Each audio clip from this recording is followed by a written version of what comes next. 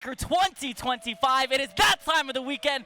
UNI2 Top 24. I'm Cookie, and I am joined by the PNW GOAT themselves, Tabby. How are we doing this weekend, Tabby? I'm doing great. You know, I'm one of the GOATs. PNW's filled with many GOATs, but I am the one that's up here. We've also got one that's going to be on the stage that we can talk about in a little bit, but the Undernight Top 24 is about to start, and I am ecstatic for some of these matches that we have coming up. Some of the best players around the United States, and of course Canada as well, have come out to show you their work in UNI2 this weekend at Combo Breaker, so we hope that you stay and watch. But I'm very excited for the first match that we do have coming up, and I want you to introduce the player that you know the most. So we've got my GOAT, Junbear, up here, the Linne. He just moved to the PNW recently, so we have claimed him. We have fully, brought him into the culture.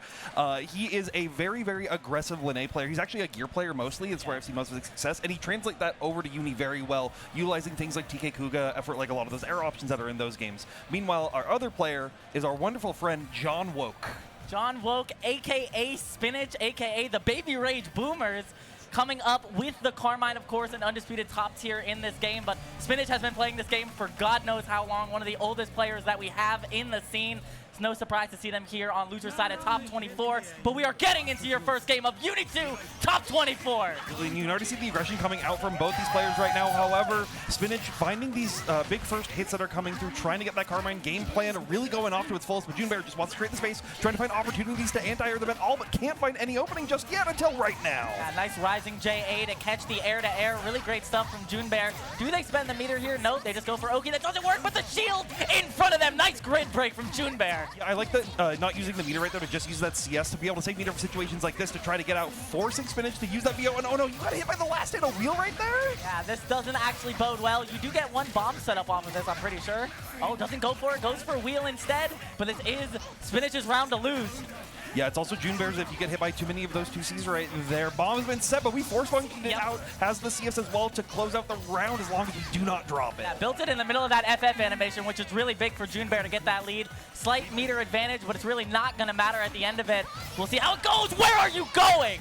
Right now, they're bringing him all the way to the corner right here. Junbear just constantly using the air mobility that Linne has right to just walk Spinach down to the corner again and again, forcing them to throw out the Blood Rain right there. Now going to be able to get their own full round. Does have enough meter to go into Bloodhouse to be able to set up that famous double bomb Oki that Carmine has. Here we go. 2. Oh, no buckle my shoe here? Oh, no buckle my shoe. He barely buckles his shoe. You see that 2B? Right. Junbear having to hold it, unfortunately, gets blown up by the overhead on the 6C right there. Not enough to kill, but you do build enough for another 2-2C. We are going to see another double bomb set. 1, 2. Yeah, Spinach as well, trying to save as much of this meter as possible. Afterwards, great rollout there from Junbear. Now being able to control their own, but the bomb was still around. Yeah, the bomb is the hardest part to deal with on Carmine. You have to remember that it's there, and you have to remember that unless he's getting hit beforehand, he can release it, and it is a delayed release. Right now, tried to roll under, but the ICJC coming in and connecting for Spinach right here. Just immediately trying to loop back into that Bloodhouse again and again and again. That is like the main game plan of 1, 2. Thank you for counting with me, crowd. Yeah, and Junbear just holding it down back right here and immediately running out. Uni Brain Rot happening right here. Wheel connected, but... Okay, I'm actually surprised no EXDP from Spinach there. Oh, but that's a huge hit. That's going to lead to a whole lot. You do get a setup in the corner. This is a guess per game scenario. Yeah, Junbear does have CSO to potentially get out of the situation. I might need to use it because they are most likely leaving the cycle after this.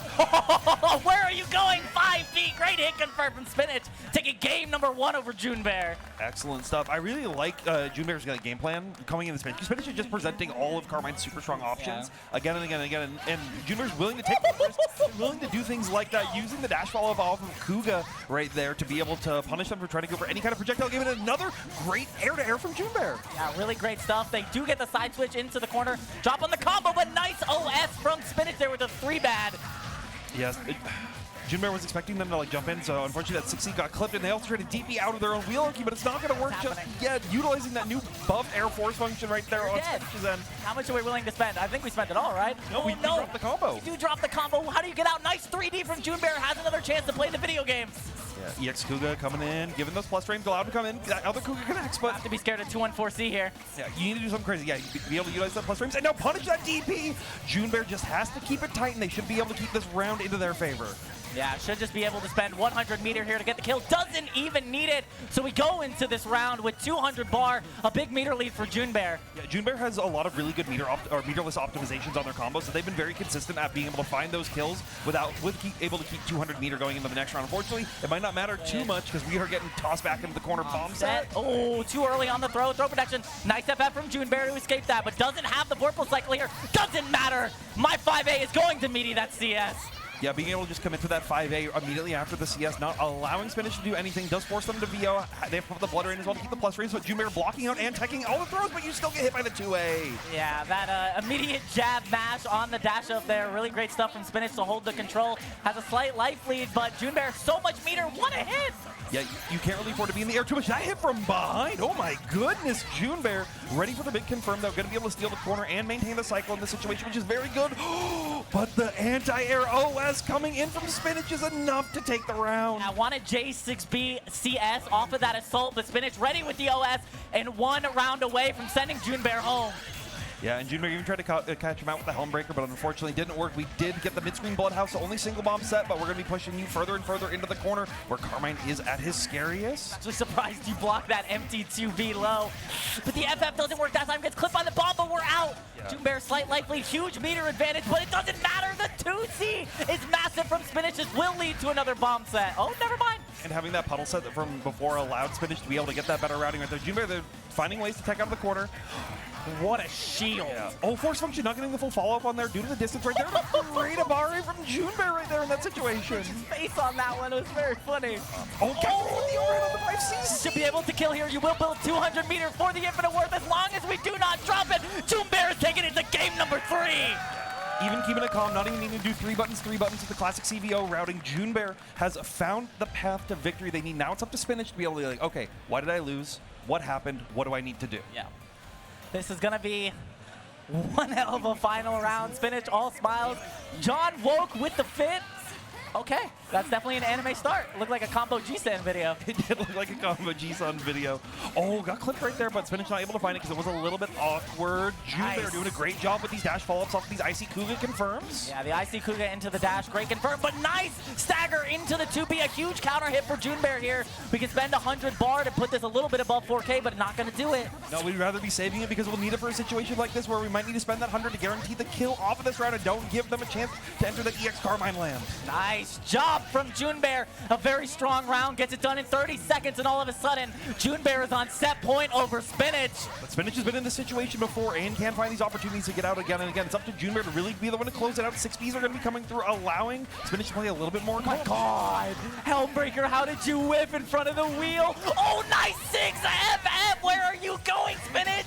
Oh, You're getting put back into the corner. No, he dropped another combo. And that's exactly what Junbear wants to try to be able to make it through Spinach, though, trying to find these routes, trying to anti-air them as well, but no punish on the whip Helmbreaker at this time, and instead it's going to whiff again right in front. Okay, yeah, the 2-2-C ends up working, drops the combo. They're all dropping their combos. Run under 6B. The 2-2-C from Junbear, and they take it 2-1 over Spinach to move on in losers top 24. Fantastic stuff coming in from Junbear. The amount of times that just like everything was whipping at like the most micro spacing right at the very end, but they finally found the exact spacing they needed and the exact right options they needed to take to just clip Spinach at the very end to close that round. It was actually crazy how much the movement came in clutch there, because both of these characters have very fast dashes and very fast dash acceleration, but the usage of the jumps, the usage of the meter, Junbear moving on. And I mean, I would count that as an upset. I think that's a very big upset, actually. Like, Junbear is like a very strong player, obviously. Like, you just see in that gameplay. But Spinach is one of those people that you like look at and within their career of the game is like, oh yeah, he could win any tournament that he wants to enter. Yeah, I mean, he's one of the OGs and he's one of the best Carmine players that we've had ever grace the game. And of course, I mean, he's still grinding. Oh, yeah. Almost did not get seeded for this tournament because we did not know he changed his name. That would have been awful. What would an Under-Night tournament be if a player didn't get seeded because of their gimmick name? I mean, that's true. We lost out. We almost lost out on Core Washington Farmer changing their name to Jerry. Is that what happened? Oh my God! I didn't even see it. I didn't see that either. That is hilarious. Oh my God. But that was great stuff to both players starting off this top 24. But we are going back to the winner's side for two players I'm very excited to see. One that is my roommate this weekend, and one of the furthest gourds I have seen in a recent major that is not in Japan. Yeah, this is, I think, North America's strongest Gord soldier at this point. He's been able to make it out of these tournaments consistently, and this is something that this is like Star's best path that he's had so far through tournaments since like Frosty Faustings 2022. Yeah. Oh, I mean, definitely. I mean, the upset on Klim, I actually didn't expect it. I was watching it on the stream while I was over here, but I was like, okay, and it was 2-0. So it was like, it was pretty convincing. It's not too bad. I mean, going into this matchup, you have Snappy, who plays one character that's really good for Gordeau to go into, and one character that's really bad for Gordeau to go into. But the problem is Snappy is way more comfortable on the bad character than he is on the good character right here. Obviously, for those of you who aren't aware, Snappy is a longtime Chaos player through the game, and for those of you who don't know, Chaos is controversial in some people's opinions on his strength from being either bottom 1 or bottom 3. But Snappy is someone who's shown that time and time again, when he has to play against players who understand not only him, but also how like his alternate characters function, that he has to pick the Chaos. And he's made many an upset in the later stages of the tournaments with that Chaos, even bringing it out for the first time, because it is just his comfort pick at the end of the day. I mean, that's the character he's been maining the longest, but there is a lot of counter picks, and the Wagner that Snappy has been putting on is probably one of Gordeau's worst matchups to go up into. One of those rushdown characters that has a lot of good frame data that Gord really can't try to contest against. But if it is the Chaos here, I think that is Star's best chance to take it over Snappy in this situation. Yep, there it is. I think that's what it's going to be. I think like Snappy, every Chaos player is like, oh yeah, I'm playing this other rushdown character, and then they all only pick Chaos in bracket. I mean, hey, we'll see how it goes, but we are starting with Snappy versus Star. Winner's side, top 24. This is a top 8 winner's side qualifier. Not only that, we also got the Undernight lore match happening. They have their own theme song for each other. This is going to be exciting. Star is also someone who tends to be a little bit more aggressive with the Gord, which tends to be a little bit better into some of these Chaoses that might, you know, like try to be playing a little bit more defensively. Snappy. Is this supposed to be like a Wagner color? I'm not sure. Oh, nice 4B counter hit. Oh my god. 4B is a great start for Star right here, because that's a big thing, right? If Star's able to just continue looping their pressure again and again, the biggest problem that Chaos has is a lack of some defensive options. And that's a great opportunity, though, to utilize just some universal tech right there to punish with the 5A. Feels awful to whip in that scenario, because you also lost the Vorpal cycle, ended up taking 4K. So now you have to bet on your way out of this, or just be nice. Yeah, right now you're not nice. You're not nice, but that throw was safe. Well, Ozzy still sitting from behind 3C. That's the bump. You can CS cancel 3C now. Nice. And that is also the bump. Follow-up leaves them closer for 2-2C to connect. And we've dropped combos. Yeah, it's fine. You know, dropping combos is standard in high-level Undernight right here. But Snappy immediately finding a route. Now keeping their routing a little more consistent, just utilizing Ozzy to keep him locked down with the corner now. Pressure coming through. Little throw combo. A little too early. Nice. 2-1-4C, we got that. EX sim jump over, guaranteed. You can't go anywhere, my child. But Rising JA is really scary here from Snappy. Yep, but Star's going to be looking for that deep assault JB. They've been doing that all tournament, and it has been working so well. People are not prepared for it, and Star popping the CS at the end to guarantee that first round. I like the recognition on that combo route. I think they were a little too high on their JBJC, but in Reaper round, Star works so well. Star with a huge lead, plus frames. Nice backdash from Snappy to reset to neutral. Just wants to get out of there. Now being able to present sandwich pressure with Ozzy. Great backdash. Oh my God. Gord's backdash being so good to get out of that pressure and fighting the 2D punish. Yeah, really great stuff. This is a huge amount of damage. Nice sim, and now begins the Gord pressure. Yep. And Snappy's got to find a way to just be able to hold it right here. Good blocks on the overhead. Get just VO out of that gap. Okay, I like that. Okay, nice block on the side switch. Doesn't have Vorpal, but does have the meter advantage, which is really big here, because Reaper can get you out of some of these situations. Nice 2A. What the 5A ender? How was Buller ready? Yeah, he was just ready to be able to confirm into that even on block to keep themselves safe afterwards. Snappy, though, immediately challenging on the Star right here, trying to even up those life totals a little bit more. But CS is scary here. Yeah. Spider Ozzy coming through, being able to shield it out, keeping it a little bit more safe, getting your backdash. What a hit confirm from Snappy. Great stuff to follow up on the Ozzy attack there. Gonna make Star lose another Vorpal cycle, which could be huge. Yeah. You even saw the panic shields right at the very end, but Snappy finding the 6C to connect and should be able to close out the round if you can finish a combo. Okay. The Chaos Special, where Ozzy just doesn't want to do anything. Okay, run up backdash, I like that, get freaky with it. Nice shield. Snappy recognized it this time. That assault deep JB is not going to work out. Yeah, it's one of those options that like you can't be bringing out like too many times in a row, because Snappy only saw it once and is immediately ready for it, immediately ready to react, and immediately ready to continue this Okizeme in the corner. Safe throw tech into the 2-2 Ozzy set, but now we get one more chance for Star to be alive in this game right now. Vorpal is on Snappy's side though, so Change Shift's going to be used off that 6C to try to catch them biting. But it goes safe through the CSM right there, and Snappy should be able to close it out right here. Yeah, welcome to that follow-up normal being airborne in a sim, only catching grounded opponents. Great stuff from Snappy there, working out in their favor, taking game 1 over Star. Excellent, excellent stuff right there for Snappy. And Star taking a moment to think, right? He's like, okay, what did I do wrong? Because there felt like there were so many situations that Star had the advantage, and then Snappy just made one right decision that then immediately snowballed into their favor. Okay, start of the round. Star has a massive grid lead. Goodbye, Ozzy. Welcome back, Ozzy. And now you're in the blender. An old Aussie pressure getting caught with the staggered 2As right there on the pumping pressure, trying to mash out. What a drop, but a reset. No. Star ended up pressing Snappy. Gonna get the full confirm this time. We're not dropping that. Do we get the staircase? Yes, we do. We'll set once more. No Aussie set this time. Just wanting to keep the standard stagger pressure. Wants to save it for an opportunity like this to not get the throw combo, but still adding those strike throw situations up again and again. It's going to be very scary for Star. Okay, no follow-up normal this time. We get the jump over. Now we get pressure. Nice throw.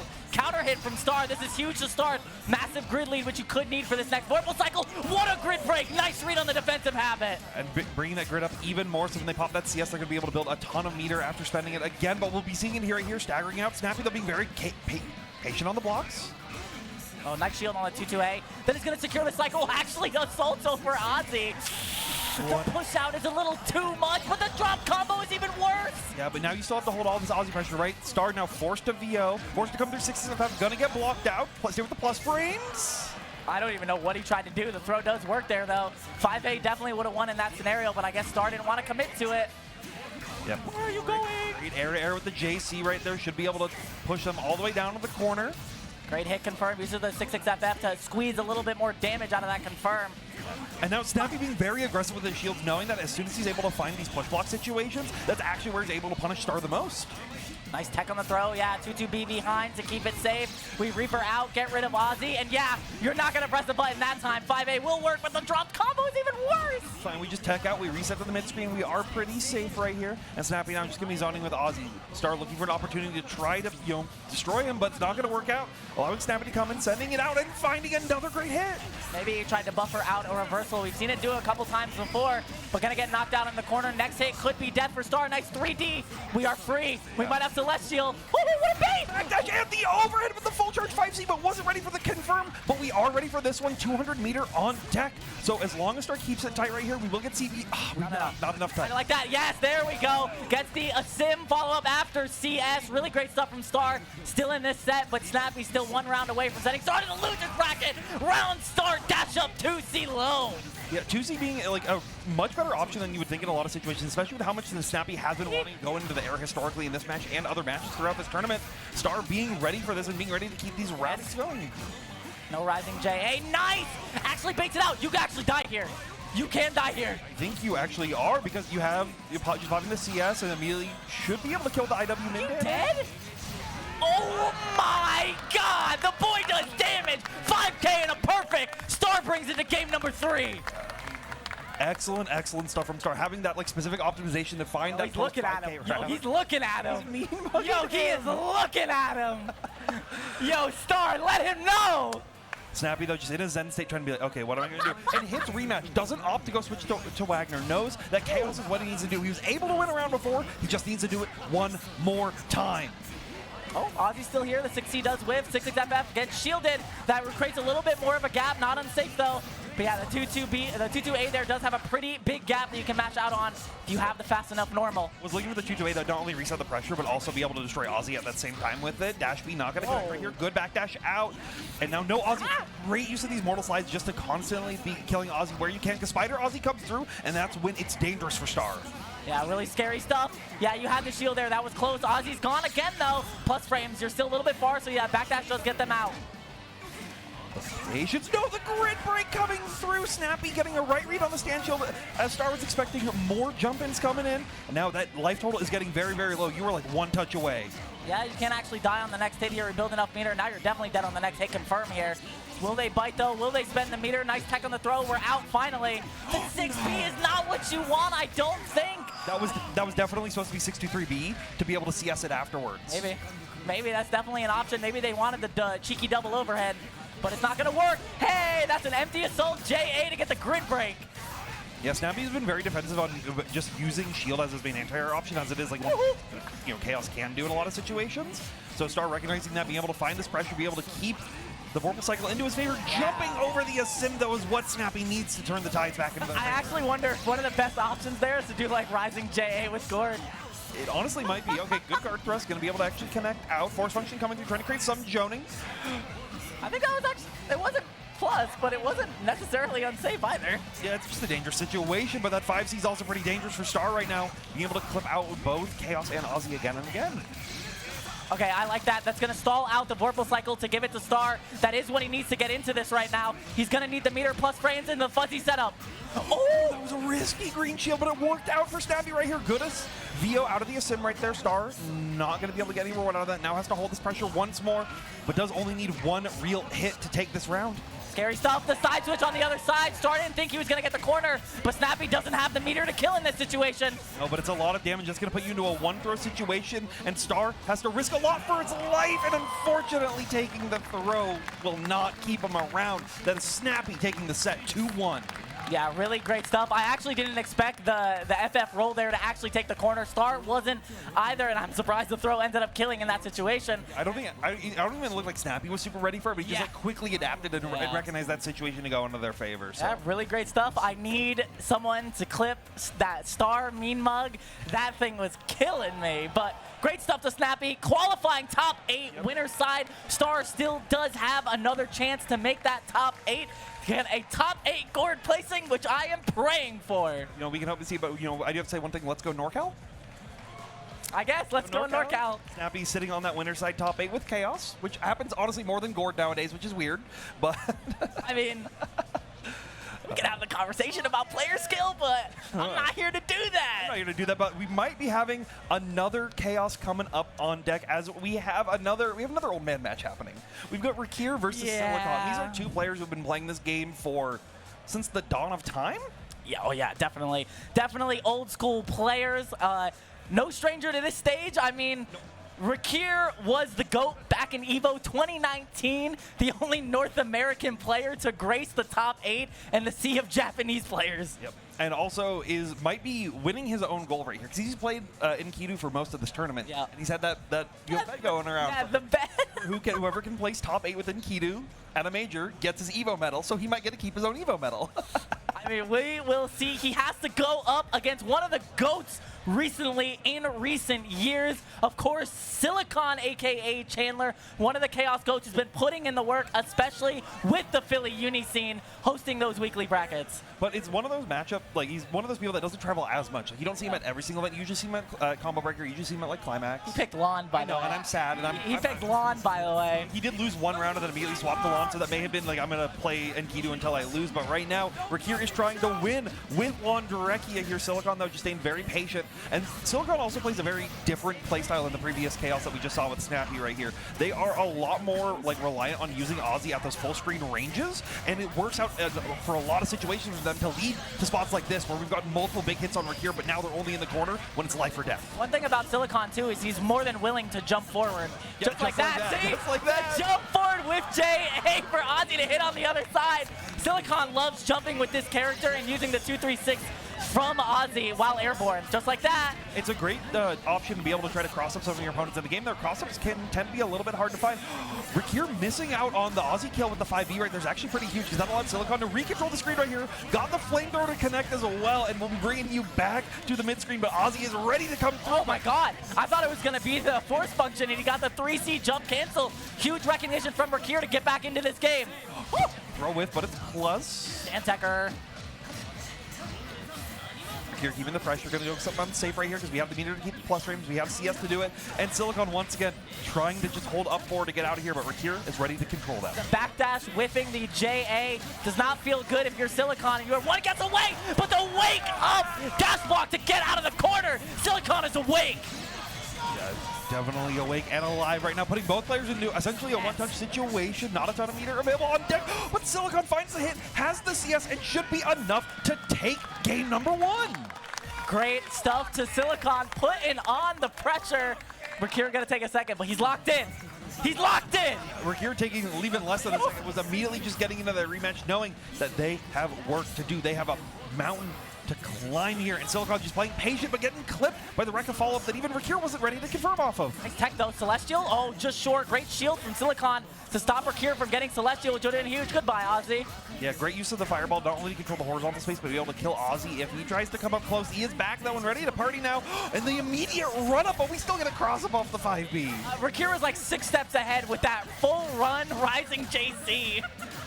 So that's showing what you need to do to try to make this kind of comeback right here. Ice Flower set. You were probably trying to hold up forward again. And that gives Silicon a big chance trying to make a comeback, but we'll just VO from Rikir. Oh, he actually teched and still got the grid for the Vorpal cycle. That's huge. Rikir, oh, but the JC will be enough to kill. You do have the damage bonus. Actually gets the infinite work right on the end of the VO. Yeah, was ready at that last pixel of meter off the VO to confirm that Rikir trying to even this up right here. But Silicon has been very, very comfortable so far in a lot of these situations. Finding to hit, but not able to find the confirm. Ozzy gets a big counter hit though. Now, Ozzy damage is huge here, 2.5k, and now you're full screen. Yeah, and you have to hold this bite set right here, but we'll just Rekka through, get rid of Ozzy. Now you have to hold the Lond all by yourself. What are you going to do? You're going to shield. You're going to try to win that cycle. That green shield was actually almost really bad. Nice flame carpet to stop the projectile spam. Silicon awake right now, but gets the 5AB ender into the sandwich. And we're going to be baiting out that force function as well, jumping over, but still having Ozzy to get the big punish that you want on it. No BB tag here. Do we spend? Oh, misses the 5AB ender. Might not matter. What the? Oh, that was so smart right there. Trying to preemptively throw early off a Spider Ozzy, because so many people just let the Ozzy follow-up rip, then try to go for it. But catching him in that time where you want to just hold down back, Silicon is using the momentum now to try to mix him up even more. Ozzy coming through, but you're getting clipped by Ice Rain. Wasn't ready to get the 6-6C there into the confirm. That kind of feels bad for Rikir, because now you're resetting the neutral and losing the Vorpal cycle. Says that being able to use that 6C to come up close into Ozzy damage once again coming in hot, and now you're locked back down in the corner. Yes. Whew. The shimmy backdash, the frame trap. Yeah. Does find shields at the last minute to be able to steal the cycle though, so Silicon needs to make something big happen. Great run out, and now we're back to zoning. No, we're back in. Plus frames, usage of the vine. Oh, you were ready for the first one, but you weren't ready for the real one immediately afterwards. Okay, wake up. You're still stuck here. You do have meter if you want to get out. Rising JA is still an option. Will Rikir be able to guess right? Our jump out, Ozzy coming through to keep him safe. Lizard Rain of their own right here. Good CS to be able to just try to get out of the pressure, but we're just shielding. We're staying patient. Wow. Silicon not shielding right there, so in ice debuff, so the next kill is... It's not enough to kill. Doesn't have the meter, just short. Ozzy not enough damage. 1 pixel for Rikir here. Oh my god. And once again, getting the run-up throw with the Spider Ozzy set right there. Silicon jumping out of his chair after beating Rikir right there. Excellent stuff. Going to be sitting winner's side top 8. I'm just saying. Bottom 3 character, 2 of them top 8 winner's side. Curious. Chandler the GOAT. Chandler is definitely putting in the work, and I'm glad he's finally got this is his first big top 8. I mean, that's just the GOAT right there. What can we say? Like, what can we say? Mans has been playing better and better and better. I mean, the Evo performance last year, one of the best ever, and then of course the level up. I mean, helping the Philly scene, and of course coming to Combo Breaker top 8 winner side. Some fantastic stuff. You know what else is fantastic? What? It's time for our Chipotle buy one get one entree giveaway. Are you ready? Text code to 888-222 for a chance to win. Codes will go fast, so make sure you get your text in. Codes can only be redeemed in the Chipotle app or online at chipotle.com. Yeah, you can text BDC543 to 888-222 for a chance to receive your Chipotle buy one get one. Ooh. You think Silicon eats Chipotle? Oh, absolutely. Chipotle's the meal of champions. Real winners eat Chipotle. I mean, I'm curious. Like, you think like Chris G is the one who has the most Chipotle cards this weekend? No, it's usually GC Yoshi actually. Oh, true. But are they here? Yeah, I think he's here. Are they actually? I'm assuming he's usually here, but it's usually either him or like Psychotic usually walk away with like 8 or 9 codes. That's a lot of free Chipotle. I'm just saying. If you're good enough at fighting games, you can get like at least a couple of months worth of meals at Chipotle. you get the what was it, like the extra meat or double meat? Yeah, you can I think you can double everything on it, and then so you're able to utilize that and just be able to like I've done it and then just take half of it and save the other half for the next day. Another top 8 qualifying match. The #1 seed himself, Knots, coming in versus the #9 seed in Yona, aka Yonachu. One of the recent Seth developments we've had coming into UNI2 and finding themselves on the big stage here at Combo Breaker. Yeah, definitely making one of the the first big shows for them right here. But interestingly enough, both these people are most likely playing the same character. We might be getting the Seth mirrors here. There's a very high chance we do get the Seth mirror. Both of these players do have other characters, but I did speak to Yona a couple of weeks ago after the Slashback loss, after they picked Wagner into the Batista, and they said that probably going forward in tournament, they were going to stick with the Seth. So I wonder if that's going to come true here. I'm not sure either of these thoughts on the Seth mirror. That's the Seth locked in for Yona, and that's the Seth locked in for Randy.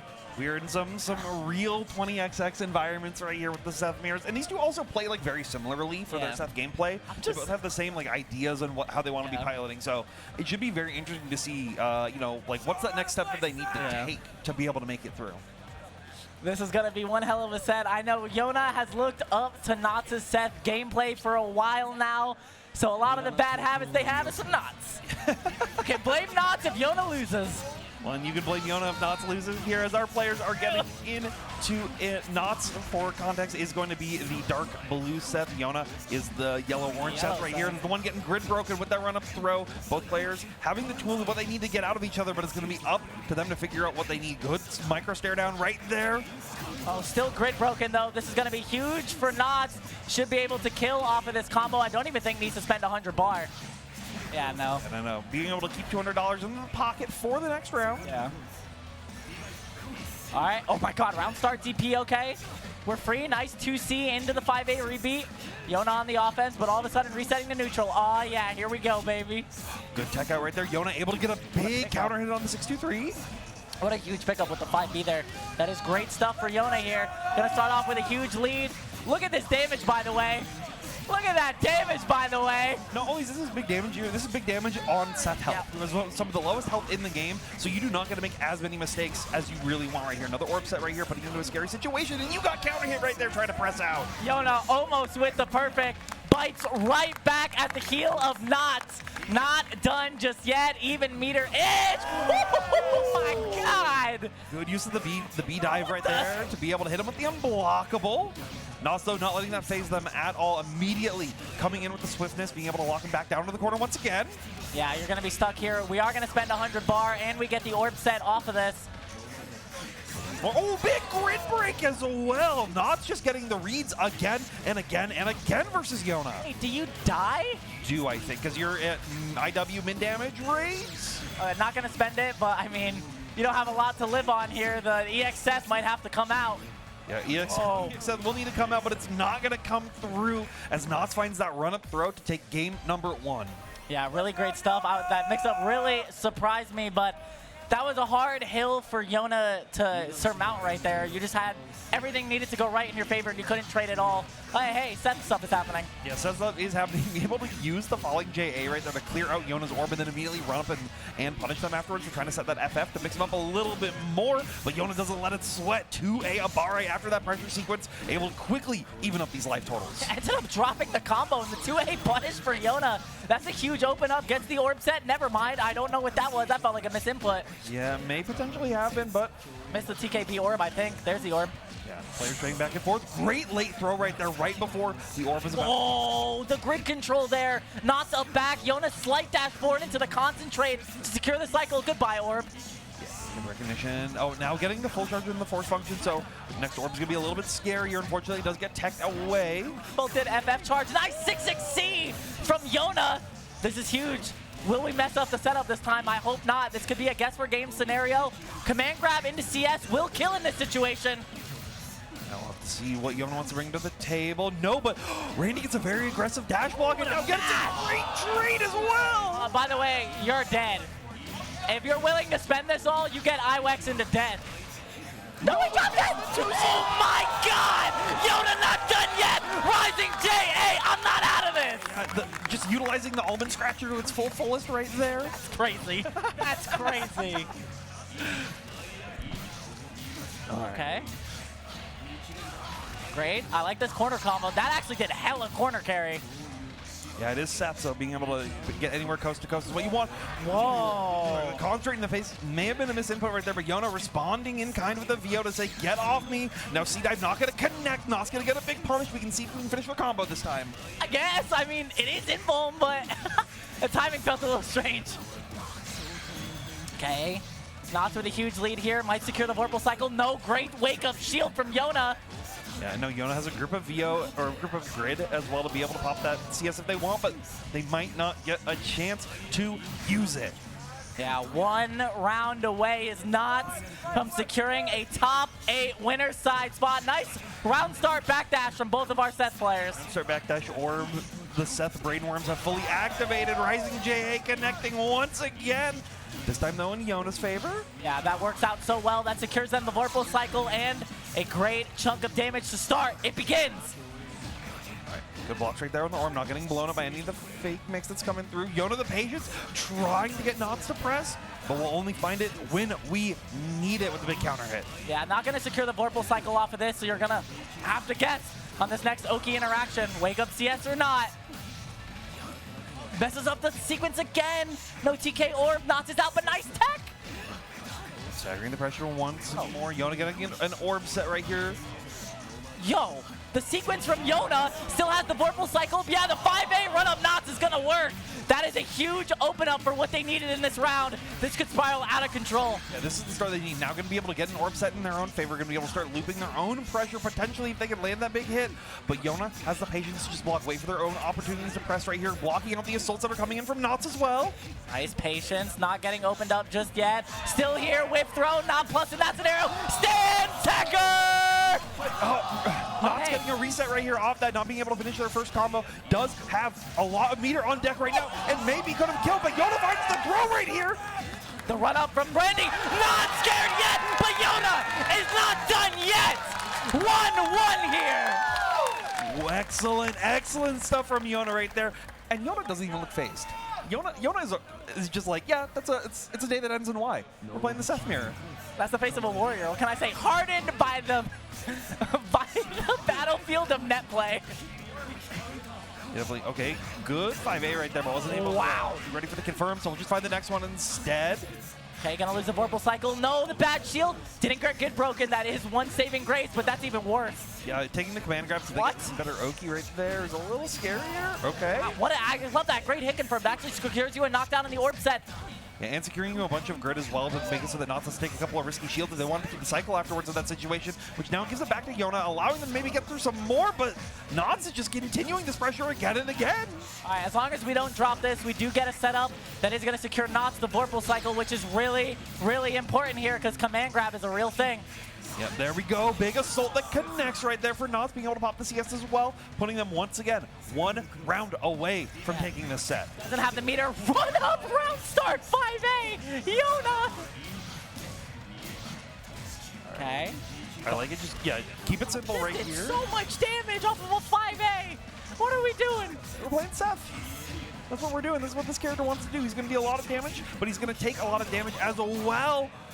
Big hit from Knots as well. Should be able to match that damage in kind that came from Yona, as well as potentially even finding some setup should they want to spend the meter. Plus 10% from the Vorpal, just under 3.5, or no, just about 3.5K. Huge for Randy here. Can spiral out of control off of one guess, but the throw! Not enough to be able to push it over in Yona's favor, though the big assault right here is exactly what Knots needs. Should be able to put them down into either a one-touch or one-throw situation. Yona is going to have to guess for their life here. I think command grab kills here too. I think command grab CS kills in this scenario too. Yeah, the next hit CS basically guarantees a kill, dashing over both players, and a big 2A. As long as Knots keeps it tight, they will have it, taking the set 2-1 over Yona. Qualifying winner side, top 8 is Knots, your #1 seed here for UNI2. Definitely one of the favorites to win the whole tournament. Is also someone who's had a long career within this game of always being like, it's kind of weird.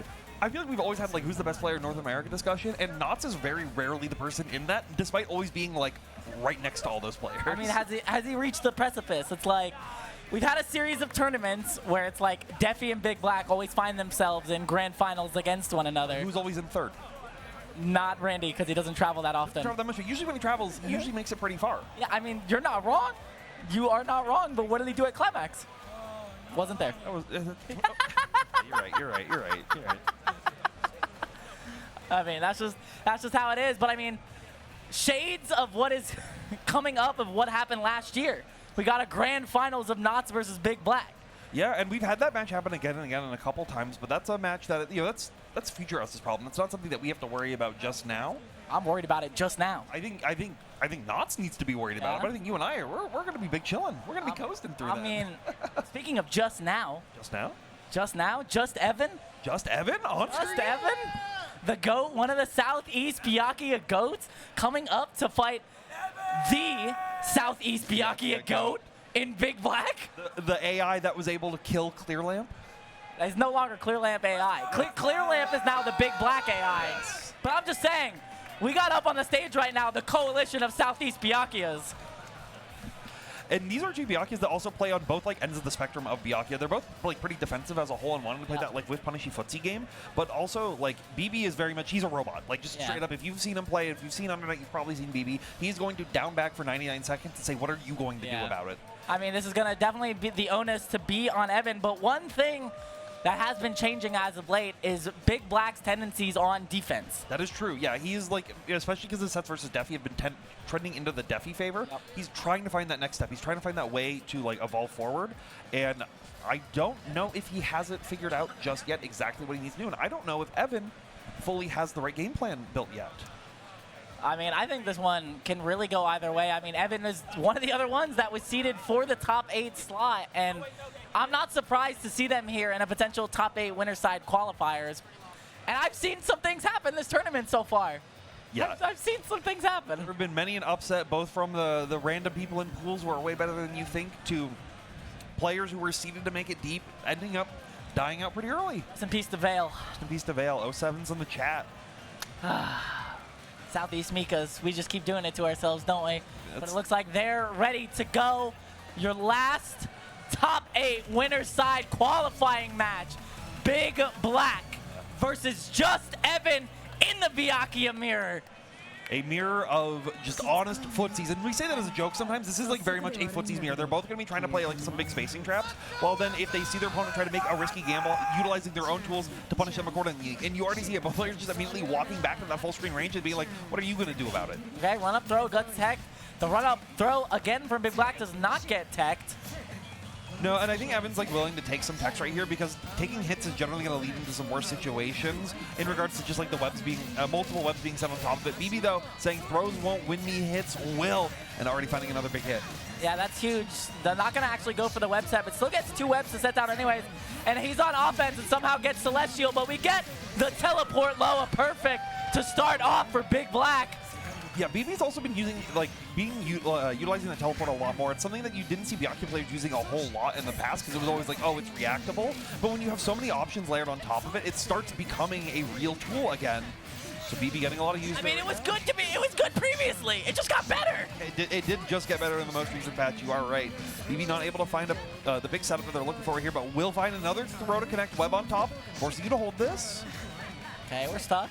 A nice 2B, but the 2B back. JustEvan, no confirm though. We could have secured. Okay, we do secure the Vorpal Cycle. We secure another hit with the 2C counter hit. This is really big for Evan. Gonna carry all the way to the other corner. Do we get a web set? Yeah, we definitely should, but we are going to be slightly out of the corner, so it should be fine. Push it back in. Yeah, just double web set. Keep it safe, keep it simple right here where you can. BB shielding the first one and taking out of the throw, getting rid of the other one. TRM. Nice, great stuff. This is 1 hit away for BB to take game number 1. The low! You got your toe sniped again, and this will be game number 1 to BigBlack as long as you do not drop this combo. Not this time. Yeah, keeping it simple with the IW. We did see a Byakuya IWEX drop happen just a little bit ago, so BB wants to keep it simple right here after winning that first game. And now it's up to Evan to figure out what they need to do.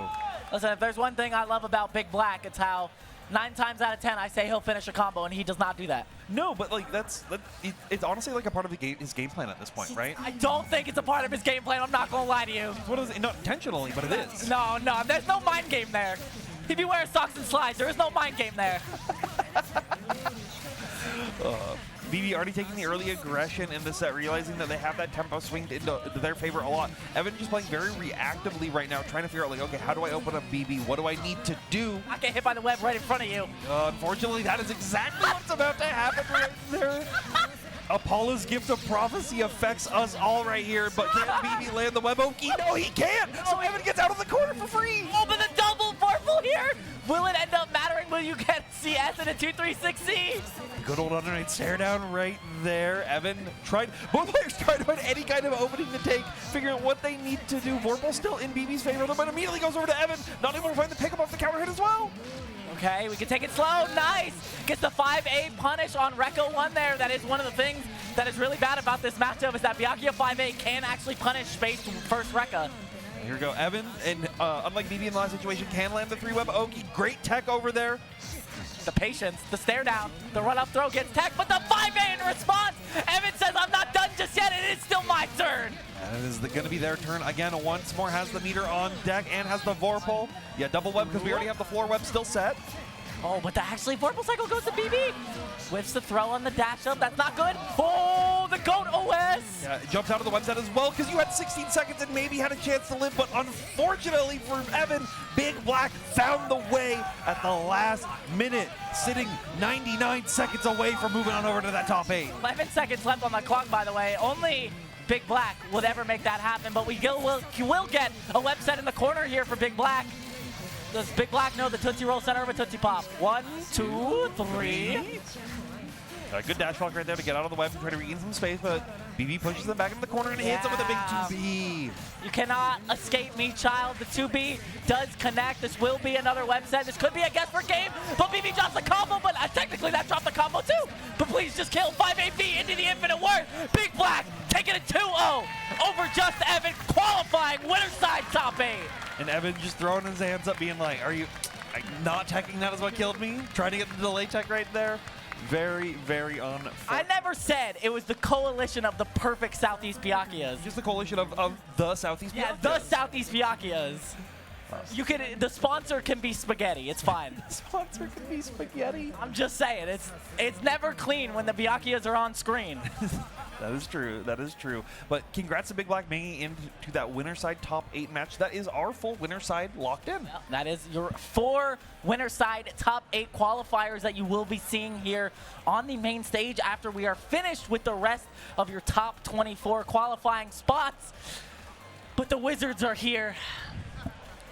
The Wizard Council. The Combo Conjurers is what they have called themselves. Is that what they've really called themselves? I talked to them. They said they are the Combo Conjurers, and they are here to make sure that your combos do not drop. Okay, you say that. Deeps literally lost a round to BigBlack by not finishing his combo. And guess who wasn't in the front row of the crowd for that game? I'm talking to you, Deeps. The Wizards weren't there, but I don't care. The Wizards weren't there, but the gamers are here now. The Wizards of Waverly Place up here. What is happening? Look, he's just ready. He's ready to cast some spells, bring out that dark magic out of his pocket, bringing out that Gordeau. Dark magic scooting the chair 12 feet back from the monitor. Do you know the story behind that? So he knew that Tom Clancy was listening to his buttons, so he scoots back. Tom sees that and then scoots back accordingly, so then he scoots back again. Let's go. The mind game's not in game. Yeah, the IRL meta game being played right here, but his opponent is someone that is going to be a very real threat on here. Glacey being in this top 16 spot. Glacey being in the top 16 spot, to me, is not surprising, because I got to commentate her pools matches, and when Glacey is locked in and fired up and the momentum was on her side, probably one of the cleanest and best Phonons I have seen touch the game. The sequences all make sense. The sequences work. Yeah, definitely is. Like, I was able to commentate her matches in top 24 as well. So being able to see that she is very, very effective at what she does, and obviously was able to get to this point, was able to push through and is trying to eke into that top 8 spot. But I think if there is someone who can stop her, it's going to be Deeps. Deeps is very good at dealing. What is up? Is dealing with a lot just due to the fact that his locals are just filled with a bunch of high-level players. Nice, 5C. I will say, though, this matchup is a little bit strange for Gordeau. A lot of the frame traps and pressure resets that Phonon likes to go for is a little bit harder for Gordeau to contest, but starting off with the Vorpal cycle is Deeps, only 3.3K for it, maybe a small price to pay. Yeah, great backdash out, getting outside of that C-pillar range. Glacey going to be able to pop into install as well. Yeah, okay. That one makes sense. The fireball is going to connect. Glacey one hit away, taking round number 1. Does secure the Vorpal Cycle as well. Yeah. And still has a little bit of install left. Going to be able to pump that CS. Great shields from Deeps and a great challenge right there. Going to be able to take their turn back, try to even up these life totals a little more. Doesn't go for the side switch, so we are going to get mid-screen Oki. We're going to get no Oki at all, actually. And that's fine. We don't need Oki because we're going to get the dash in. They're going to quickly just have to hold our tech. Reaper CS to keep it in close. Great plus frames right there with the SM. Yeah, plus frames there with the TK J214A, the TK helicopter. What a match! And I can't believe they recovered from the shield right there. I definitely You're got dead, by the way. blown up. Yeah, as long as Deeps wants to spend the 200 actually, with the IWEX. It's going to be short. That's going to be a little bit short. This does a lot of damage, but I think it's just short. Yeah, okay. And it's scary to be a little bit short when Glacey has 200 meter and CS. Yeah, and it's scary to be a little bit short when you're 5'11" versus 6 foot. Yeah, you would know. Damn straight I would. Short kings rise up.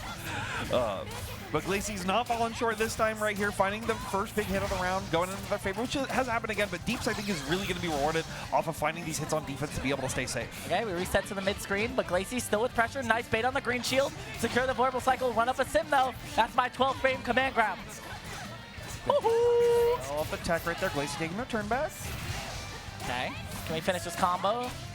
Yeah, seems like it. Spend the 100 bar, 4K, next hit does kill. Yeah, and I like that CS trying to catch Deeps on either like TRM or like trying to mash out like they have been doing in a lot of situations, but instead they're going to hold this throw and now going to put themselves into a one-touch situation regardless. Good tech out. Okay, whoa! I mean, I guess like fuzzy timing, right? Where you can avoid that animation-wise. That is funny stuff, but corner pressure, again, commits to the Reaper CS, but doesn't get any pressure off of it. The BDP from Glacey into the install is going to secure that round. Being able to just pop Geyser and install has been so good for Phonon, especially in this conversion where they buffed it even more than it already was very strong. And Phonon can be a force to reckon with while they are in that. And Deeps has basically gotten hit by it again and again. Got hit right there, but Glacey not able to find the full round they want afterwards. My counter hit 5C. Yo, a bar hit 5C, it's like a 16-frame mash out play when you're in the corner. You're right. And Deeps in this situation understood that they were correct. Okay, doesn't get great Oki, but oh my god, you got caught. Stand teching 66FF will give me that punish. You can die off of CS sim here, by the way. Yeah, you can die of a lot of things, but we'll pop the CS as well. Plus frame right here. Glacey just willing to hold it immediately after getting a sim the last time as well, though. So it's up to Deeps to find an option. 4B does connect, but no hit afterwards. Nice. Keep the plus frames going. I'm dispensing the mids. I do have Celestial, though. Yeah, that is the downside to dispensing it, but we got the full combo, but we drop it right there. We did it to ourselves, Gordeau players. I don't get it. You still secured game number 1, but I can't believe it. Yeah. Why do we keep doing this to ourselves? You know why. No, I don't. You know why. I want our player base to thrive. Well, right now, Deeps is thriving. He's up 1 game versus Glacey, but Glacey is not going to let up, but they will get a sim right there. That animation trick actually worked. That plus on the 3C right there did not want that BSM, but still resets to neutral, secures the Vorpal Cycle. Reaper, yes. You've done it every time so far when they've had CS. It's very good. It works great for them, getting the crossbow as well. Big GameStop trades right there. And that will work against Phonon because she is a 6-framer. Oh, the helicopter. Oh, 2B gets shielded right there, but Deeps still able to keep their turn. Good VO from Glacey. Just didn't get off me now, gets that install as well. Deeps wants to stay away from it, does not want to be within that force function range. Deeps is operating very fast right now. Very fast. Does secure the Vorpal Cycle again, so you need to be scared of Reaper CS. Run up throw from Glacey does secure some space. But that install is going away. Great delay 2A right there to catch Glacey pressing right there. And Deeps, as long as they don't kill. Yep. Boom. 1 round away for Deeps to eliminate Glacey and move on in top 24 loser side. You're going to be pushing them ever so closer to trying to get that top 8 spot, but Glacey also wants to fight for it right here. Another great round start going into their favor. Okay, gets the knockdown off the 5AB, gets a little bit of a setup. Nice block low from Deeps. Again, the Abore 5C ends up working out. Oh, saw that shield right there, but wanted to be able to blow him up for it, but instead, we'll just be finding another great throw. Okay, yeah, we gotta get corner carry here. They go for a little bit of a different route. Nice knockdown. Slightly more damage. 3C whip. Yeah, you were very negative on that frame kill. Plus frames. Doesn't commit to it. Okay. Oh, yeah, doesn't commit, and Glacey recognizing that gets the run up on the 2A right there. Install safe, but no OC Reaper's not going to punish right there. It's not fast enough. I don't know if that was like an OS on the actual super frame hit stop, but that kind of feels bad. Glacey in full control right now with the Vorpal Cycle and 100 meter. To see install popped out though, so Deep's able to start taking their turn back. 4B connects once in. They've been finding these great counter hit 4Bs, but not been able to make it work. And Glacey finally can find another hit and should be able to spend the bar to guarantee the round. I don't even think you need to spend the bar. You're just dead. Yeah. So that Phonon damage coming in clutch at that last point. Oh, did I tell you Glacey is Midwest, so the crowd is going to get loud if Glacey ends up winning this set? Yeah, don't worry, I'll get loud if Deep wins. Let's go, NorCal. Yeah? Look, someone's got to root for NorCal when they're not here. There's like 4, what? Okay, goes for that knockdown. Whoa, that stand shield. And Deep's still ready to challenge with the 2A right there. How do you get the 2A in that scenario to work out? Okay, we do have to be scared of 100 meter. Okay, yeah, there's the reversal. Found it. Oh, but another great 2A press right there from Deeps, recognizing on the gaps. Hey, Kamone, thanks for that 6 frame buff, by the way. Appreciate it, big dog. Yeah, B Reaper CS, but this time Glacey staying spaced out of it, so not having to hold on block and able to punish it accordingly. Okay, how much do we spend here? Do we spend the 100? We can kill a little bit of time before the Vorpal Cycle. Yeah, Yes. I think that's exactly what you do. That is a perfect route to secure the Vorpal Cycle from Glacey. great recognition on that as well to know what they need to do to extend it. And Deeps now has to be very careful to not give Glacey the round, and unfortunately they were not careful enough. Glacey getting a little bit of a pop-up there saying, I am still alive, I am still here. I just want to say that that is perfect mastery of your character to go for a route like that to kill enough time to secure yourself the Vorpal Cycle. This character, this color switch doesn't work. You did it against PB and it didn't work. No, it's time to think. You just take your time to chill. You got to ice your opponent out. He took the hood off. You did take that off. This is Deep's form of locked in. I mean, sure, the wizard is involved though. Is it real? See the patience on there trying to anti-air with the modal slide, but If it was a little bit quicker, you can actually work on that, but a little bit too late on that. Gonna secure Glacey the Vorpal Cycle as well. All right. Good pressure right there. Pops in the install. Deep's just holding down back, knowing that they have a lot of time on the clock to make things work, and they can wait for Glacey to make a mistake. Yeah, Habari 5C just works again. What is going on in this video game? Just popped right outside of Celestial, right at the very end with that shield from Glacey. So very smart right there. I smell a Reaper coming. Unfortunately, that looked like that was going to be a Rusty Nail right there, but it didn't end up working out. And Glacey, Counter hit 5A, by the way. Oh, but the wake up 4B is huge. and this time finally finding a 4B route to connect it. He's been getting that option a lot, but Glacey's usually been in the air, so couldn't make it work just yet. Get plus range off of that. The 2B, that is a buff. A little bit further hitbox. Great stuff. That's a counter hit that works in such Deeps' favor right now. Secures the Vorpal Cycle. Guess for game. Yeah. Goodbye. Good block on the pillar right there, and Deeps once again sitting themselves at match point. Yeah, 1 round away. Has a slight meter advantage, but I've seen Glacey come back into these before. Throw whips right there, but Glacey not able to find the punish. We do find the spacing on the Reaper though, and we'll be getting triple Reaper routes. Yes! Thank you, Kamone. That's truly what we needed. That's how Deep's knocked me out of pools and slash back this year, and he's making it work here on the stage as well. Plus, we've got the sim. Do it again. Do it again. I wouldn't do it again. Oh, The Hanzo Gonzo doesn't work here. He's backstage.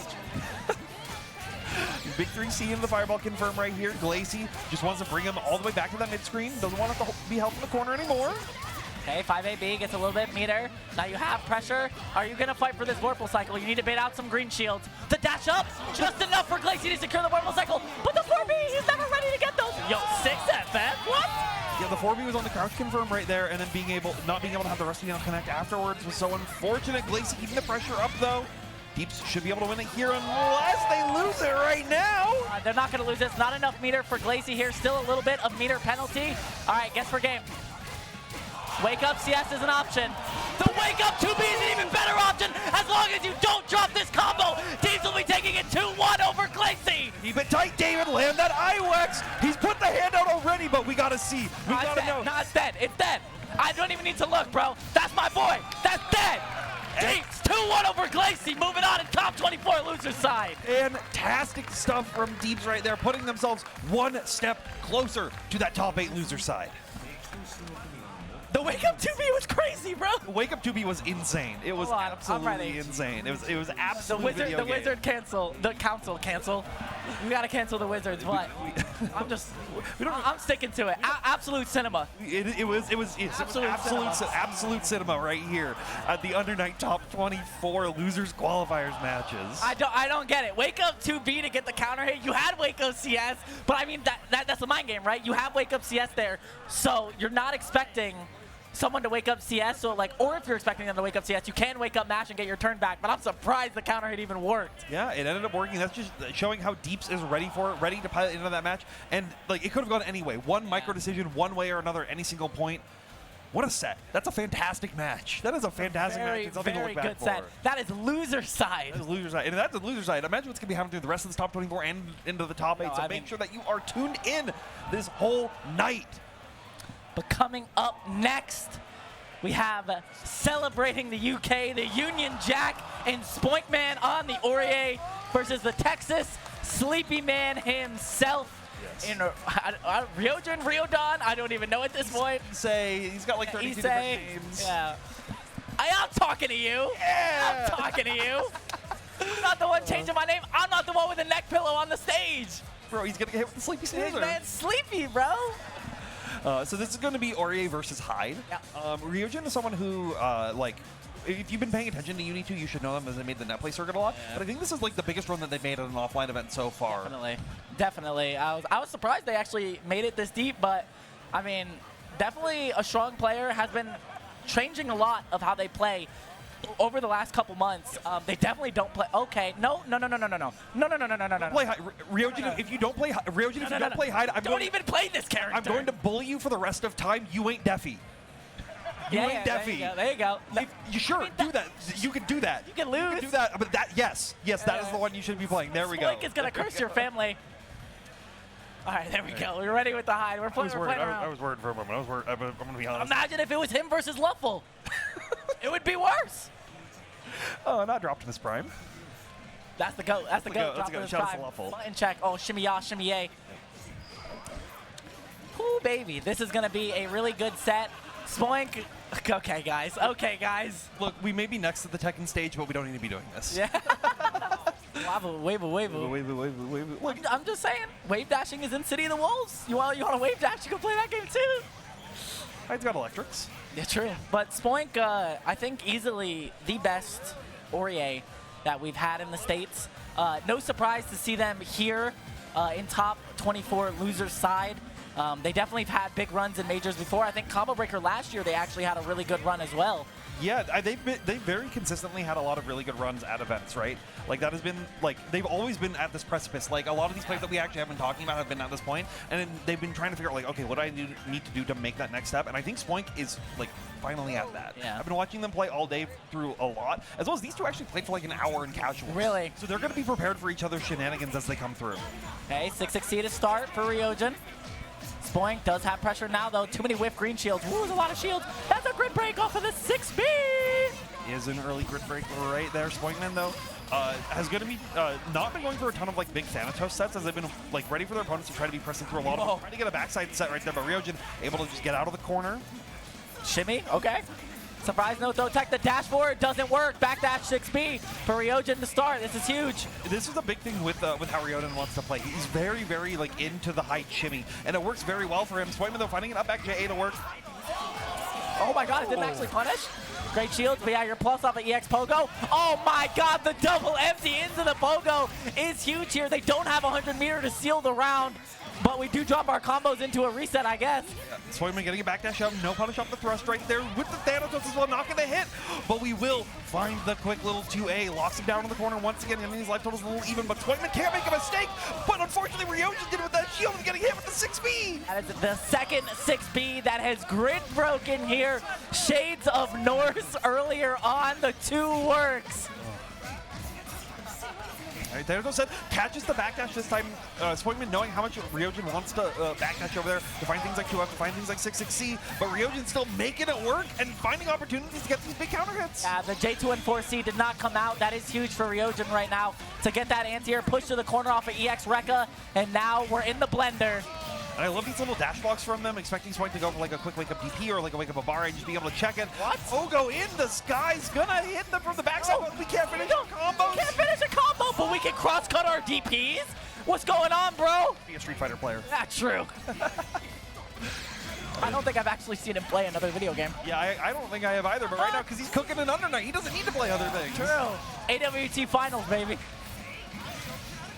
Go, gonna be able to find the big route. Unfortunately, Fireball whiffs right there, but we just get a mid-screen reset. Finding that these TK Pogos are working so good for them, they just have not stopped doing. Spoinkman, what do you have to do to stop this? Not stand tech on dash up because he's gonna jump forward Pogo. That's true, he has to do that. Thanatos gonna be connecting right there though. But the DP not gonna hit, so no extension right there. Yeah, I like that. Thrust does work there. Plus frames off of the 2-2 set. Thanatos set right here. We're gonna see a 6B in about 2 seconds, I think. Do you see? No.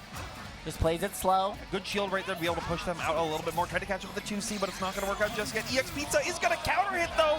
And with the force function CS, we should close it out. Riodan taking game number 1. Now, AC is groaning in their chair right now, but huge game 1 to Riodan there. Huge hit confirm. Yeah. Spoink has one last opportunity, but what a reaction from Riodan. Riodan just keeping it tighter. Big flash on the shield right there, but utilizing the 3C anti-air that Hyde has to cover every time Spoink wants to jump out so far. No whiff punish. Yeah, 6B a little bit too slow to catch the first hit. Great shield, but you're not going anywhere. And no 5C link afterwards, though, so not able to keep the extension going. EX Pizza keeps us plus frames, so it's Spoink finally finding an opportunity to challenge once again. Okay, Spoink actually finding a lot of great hits here. That's even better. Empty Assault to a grid break is massive here. Push all the way to the corner. Yes! That doesn't work, though. Oh, but what an aggressive DP right there from Riodan, and Spoinkman just keeping it. What? But unfortunately, we'll just get the kill with the grid break afterwards. I don't know what's happened. I feel like it's a serial dice roller. Sometimes you gotta roll them dice, and unfortunately that was the situation that Spoinkman rolled up boxcars. Wow, he is getting that every time. Working out so well, doesn't even need the counter hit to get the full confirm. Great damage, ends with the EX Rekka. Vorpal cycle coming to a close. Great two-way press right there from Spoinkman, though. Able to challenge on it. Riodan has been like not going for a lot of true meaties right there, right? Like big fan of trying to go for backdash or trying to go for like delay fireball set stuff. Nice, okay.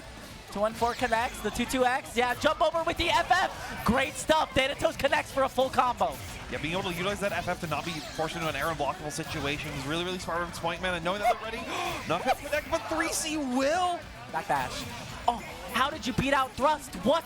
2FF is a God normal, or God button, God projectile. It's the F-150, but we've got a tight Vorpal cycle here as both players trying to win that war right here. Riodan's the one to find the hit to connect. They have IWEX, by the way. You have IWEX, by the way. You don't build enough meter. They popped their CS earlier, so they're not going to be able to utilize it just yet. Your 3C is not going to work here. Give me that SIVO. Give me that IWEX. Crucify this man. Spoinkman is popping off, saying they are ready for it. They are ready to do what St. Louis can do. Crucify this man. We're going to game number 3. And both players locking it. They are hyped. They are ready for it. Don't get that blindfold on. He say you got to be awake. Got to be locked in. Ooh, locked in. Gets the assault on the other side. 2-way counter hit.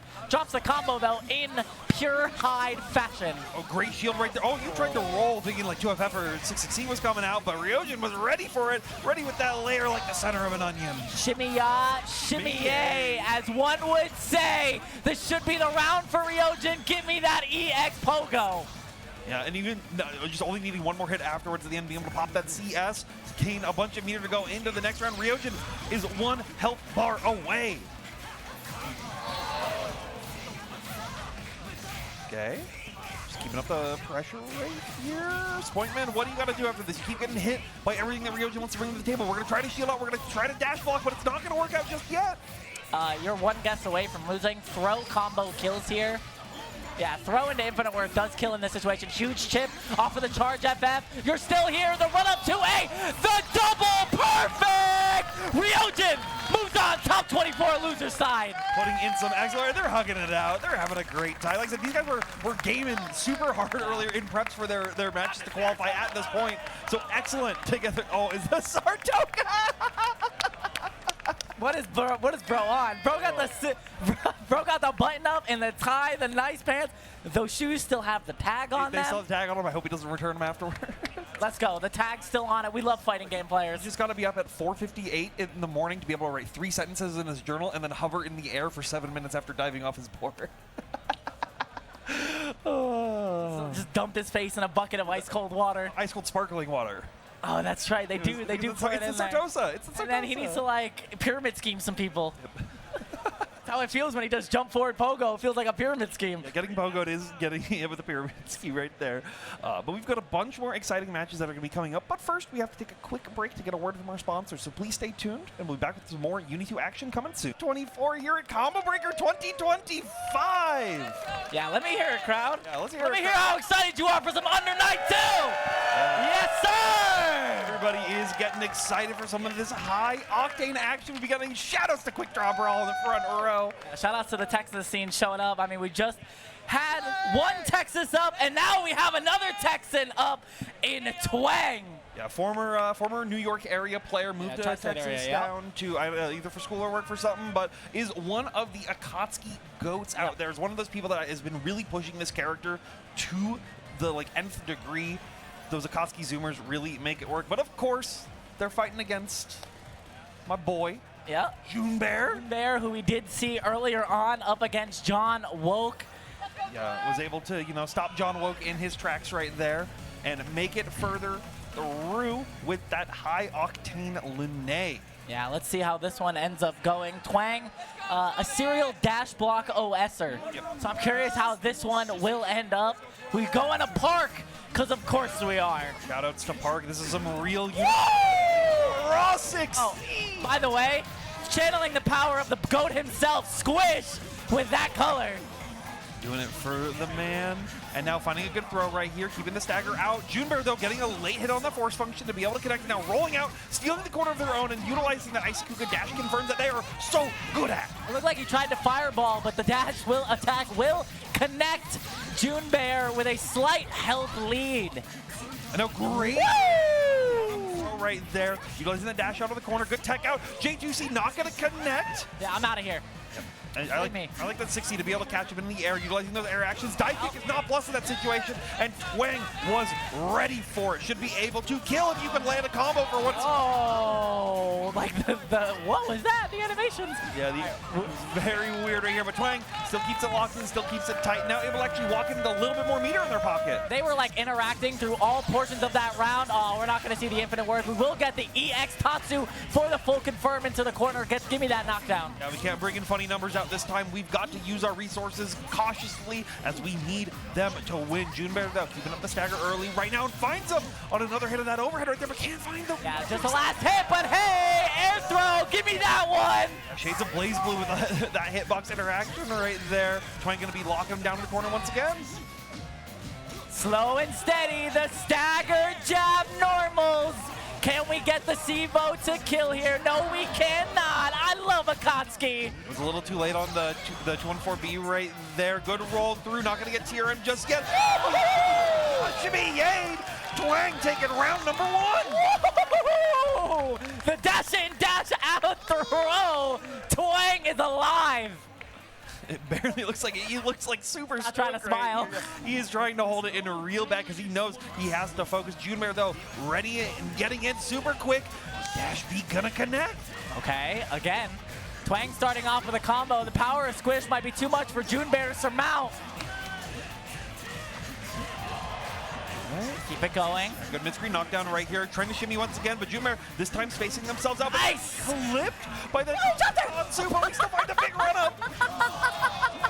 How do we get another combo out of this? I don't get it, but Junbear is still alive. And now going to be locking them down. Just throwing out these icy Kugas. You're going nowhere on that one. You're staying locked down into the corner. Junbear does have 200 meter built on deck, so we should see EX Kuga into Helmbreaker Ender move. You get a tech out actually right there, so Squish is free from the corner. Squish is free from the corner. Force a habit right here. You see this color, you know what I mean. Oh, hey, you're dead. Play like, but unfortunately, He kill. doesn't have meter. No, he's still. I was looking at the wrong side. Wake up Pitatsu into these. Nice double block and the double overhead. Oh, we didn't get punished. 1-up, 2-way from Twang. What are we doing? That is crazy. What are we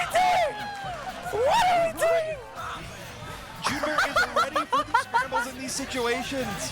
Oh yeah, the EX Fireball will work. We are going to push the corner off of this. Maybe we can slow it down a little bit and finish our combos. Not going to be slowing it down enough just yet. Just rip that CDP out in that pressure. Good tech over here from Twang. Oh, the 2B. Nice FF from Junbear. Still in the lead. Does not have the Vorpal Cycle, though.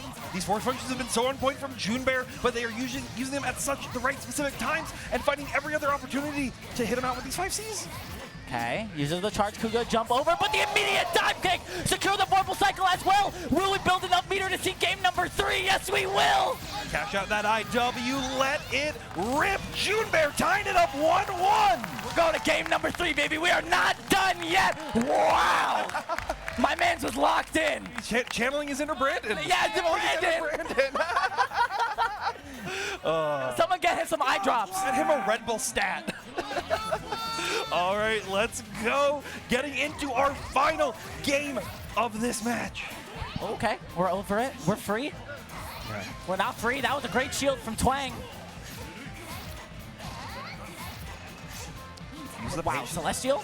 Yo, look at all this meter gain, by the way. Oh, that would have been the cleanest combo I've ever seen. Yeah, he was ready for it, but just like dashed far a little too early. Now Junbear trying to lock him in. Force function not going to be able to connect right here, and Twang going to get a big reward for it. Okay, do we do it? Yeah. EX Tatsu, push all the way to the corner, guaranteed knockdown. Staggering it now, we're keeping it calm a little bit more, but Junbear wants to VO because they want that extra damage where they can. Throw that EX Kuga to find an opportunity to come in, but Twang just staying very, very cautious. Yeah, now you put yourself in the corner that is like -1, so that is an RPS situation. Twang gets right, Twang got the frame trap. Twang, 1 round away to continue on and lose your side, top 24. And being able to rock him with 200 meters as well. Junbear has nothing on deck. It's going to be advantageous into their favor, throwing out these fireballs to control that horizontal screen space a lot right now. Nice dash block for it. 2B does not work in your favor.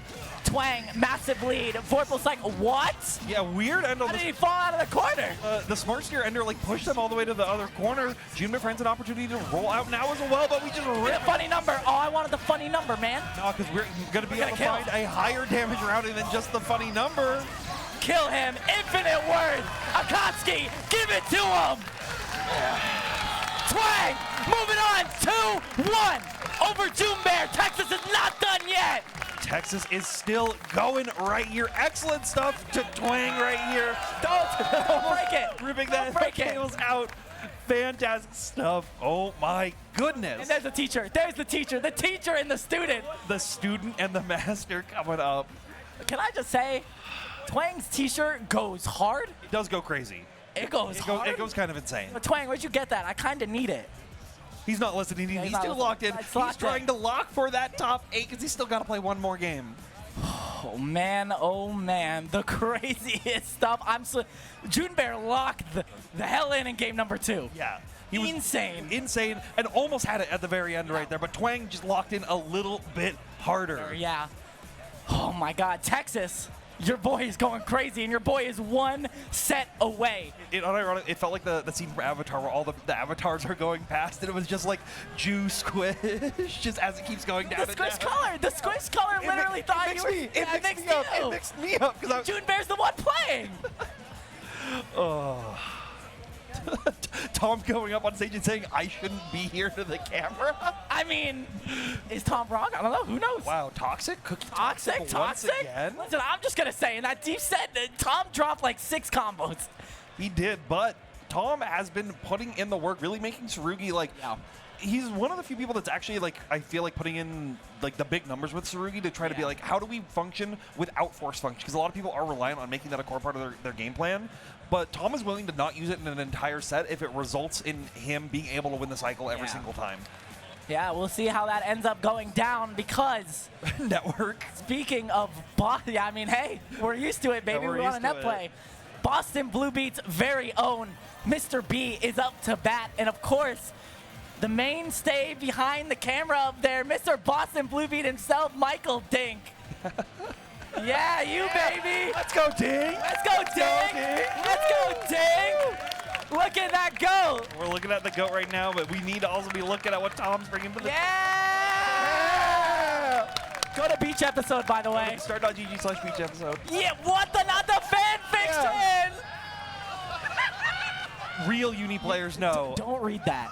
Don't read that. Don't read it. Don't read it, but sign it. No, don't let him audiobook it to you either. Wait, he's audiobooked it to you? I don't know. Like Tom Clancy ASMR?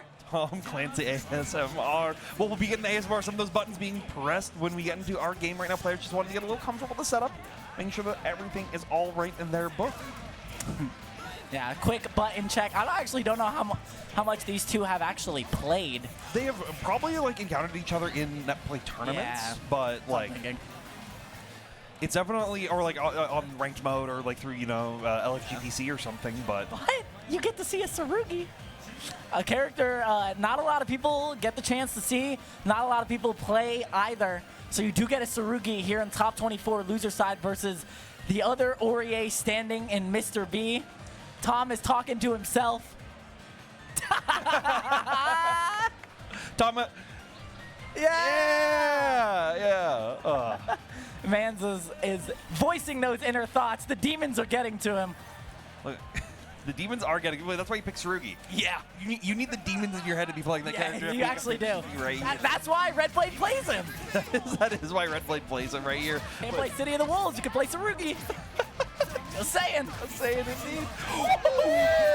Grid break for Tom Clancy right here, showing the commentators can play the game actually. True. Commentating Boston Blue Beat as well, Tom Clancy. And we're utilizing the force function, knowing that you don't have a lot of like the low options to be able to crush him out. So you tried to close the distance, but Mr. B was just waiting for you to get out of it. And the Punisher is a rare opportunity of somebody punishing a throw with an under night. I'm just gonna say, Tom got hit there and then started yapping something, and Mr. B, who has headphones on, he is not listening, big dog. He's a real yapper. It's what he needs. Good CS. Ooh, great 5A right there, understanding the spacing. He's just talking. I love Tom. Please go game 3. I would love it. Nice. Okay, good tech out right there. Good with the J2C to be able to connect and hits him with the low crush right there. Yeah, gonna need to keep this as airborne as possible, only has 1 OTG. I've seen Tom drop it in that place in the combo way too many times. Nice backdash, get me away from BB tag. There's a lot of like hit stun scaling on it, so it's always a little hard. But Tom right now is actually totally fine playing this kind of game. If we're just playing that back and forth, he has a slight life lead, and now we're gonna be able to utilize some of those plus unblock options that Tsurugi has on deck. Bionic arm! I was gonna say shimmy ya, shimmy yay until 236C comes out. He's not done, bro. That's the best. Even Kamone agrees. It's the best EX move in the game. The best move in the game. Use it while you can. Okay, we continue. All right, Mr. B. And we beat the BDP. Mr. B beating BDPs. Push back to the corner. Do we spend any meter here? BBB, Mr. B beating BDP. Yeah. The BB tag, yep. BB, you know what it is? All right, good. Dark thrust out right there. Being able to use CS of your own for Mr. B, though, to lock him down in the corner once more. And Tom Clancy going to get hit again. Yeah, you're not going to be able to escape that one. Mr. B almost with a perfect. Answers right back and very, very quickly. Oh! Great job of not getting hit by these 6-6Bs. Like, just always fighting knowing that, hey, Tom's going to be doing this. I'm just going to get out of here. Huge amounts of damage. Surprised they spend the meter that early. Gets the knockdown 2-2 a set. Oh, the 6B! 6B being one of the cornerstones of Orie's offense because it looks like a whole lot other of her normals. Visual overload. Good pressure right here. Great blocks from Tom as well, and a great punish right there, finding that 2A to connect. Gonna try to be able to get their own party started. Didn't opt to side swap because they just want to keep it in that mid screen. Pressure still going. One guess away. Mr. B can take this round. That is not a great jump. That is not the jump you wanted. Mr. B gets a 2A on the other side as long as we don't drop this. Game 1. Yeah, Mr. B. I think he was looking for like backdash or like jump immediate like back force function just to like get out of that situation, but Mr. B keeping it tight, keeping it locked in. Yeah, I don't know really what Tom wanted in that situation to get the JB there, but maybe expected a backdash, but hard to tell because Orie's backdash is very long. Yup. We can't. You covered your mouth. We can't see what you're saying. It sounded like the Charlie Brown parents. Wah, wah, wah, wah, wah, wah. He is still yapping. What? Stop him. He can't be stopped. He's playing Tsurugi. He's keeping that aggression going forward. It's like I'm watching Defi or Pesto play each other. But Mr.B not gonna let these yappers in their ears keep them down right here, but we'll let that DP rip once again. Nice run up throw. Oh. That was awesome. Yeah. PD throw, one of the scariest Ogie situations in this game. Nah, you cannot do anything there. You have to hold that or jump over it if you're lucky. Yeah, the full armor on the IC2C right there is always really, really scary. And Tom, once again, putting themselves into a great situation. Overhead CS, keep it their turn. Tried to TRM, but didn't recognize that the 2A got a counter hit. So now Mr.B gets to lock him down in the corner and toss him on their own. All right, I mean, a 2-2X set could be scary here. 2-3-6C to keep myself some plus frames. Nice tech from Mr.B. Goodbye. Oh, you had Celestial. You have to confirm. You have Celestial and you have 200. You don't even need to spend it at this point with the meter bonus you're going to be getting. Yeah, okay. We still have 200 meter. That BDP not working out for Tom. 1 round away from Mr.B. That was 4.3k meterless. That was insane. That was Welcome to Celestial, Welcome baby. to Celestial. Oh, unfortunately getting clipped right there at the very end. Tom, though, finally getting a 6-6B to connect right here outside those mid-screen ranges where it works a little bit more efficiently as players aren't as ready for it. Oh, wow. What a trade. Okay. Not in his favor. We're in there, though. We slide in. Great shield right there. Ooh, great 6-6B once again from Tom. Okay. Oh, no. Drop combo. Hey, reset, though. You love to see those. Shades of Nega Reaper.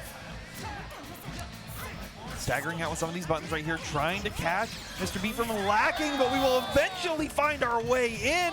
Tom Clancy taking another point. Yeah, 214C there, one of the goats for getting in there and getting that grab that you need in those gaps. That's the thing. Orie has some pretty large gaps with those Thanatos strings. Ooh, great hit with the 5A right there. Trying to check, I think, Tom trying to go for like 5A press of their own. Oh, no. Loses the Vorpal cycle there. Maybe not what you wanted to do. Maybe you did need that 6-6B whiffs. Oh, a little too far. Mr.B once again just staying at that perfect range of that 5B, exactly what they want to be doing. And Tom hasn't really found a tool that they can use to deal with that against Orie. Oh, whip on the J236C. Okay, gets the run-up throw. 2-2C set here is very scary. Nice block on the Assault JA. Nice block on the 6B. It gets a full run out as well. Going to be able to stack the cycle with it. Not able to punish B thrust right there. Keep going, you have meter. Yeah, just jabs with the 2A, tries to check him out. Ooh, great hit, but once again, only finding these on these air hits and not ready to confirm them into the anti-air combos. Mr. B's techs are crazy. Putting in so much work, plus frames off of that. CS to be my turn. Thank you. Both players trading with their 5As right there. 6-6B not gonna hit in that situation. J2C will though.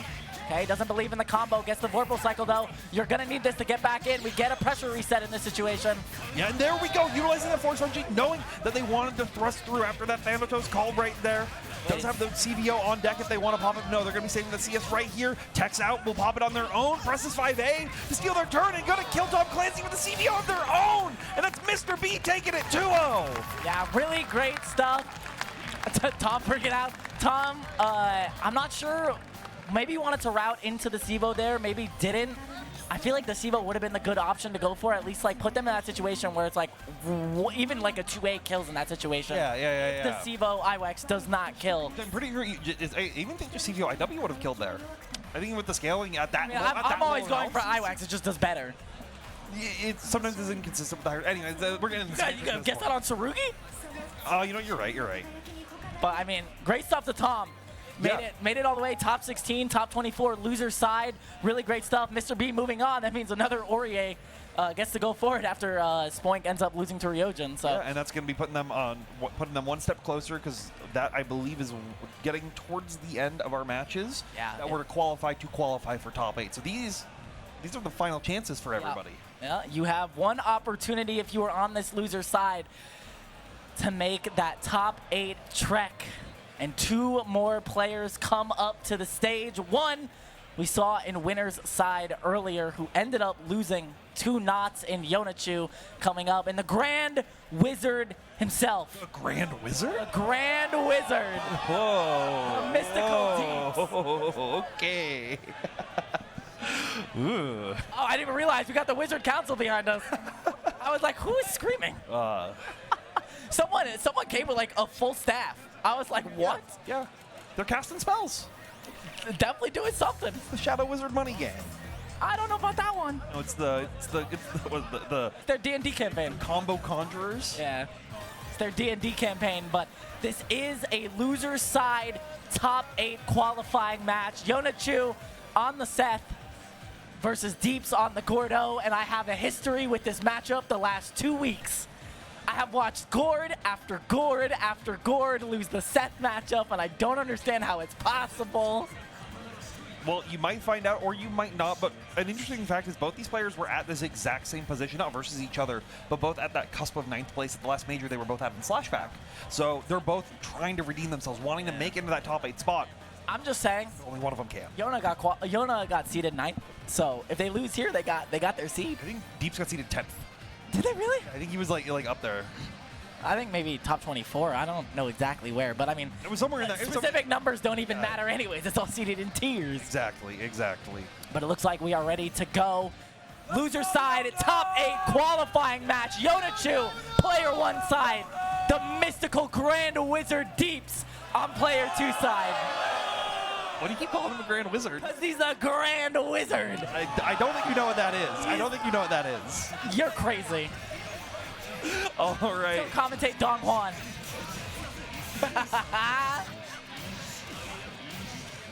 Okay.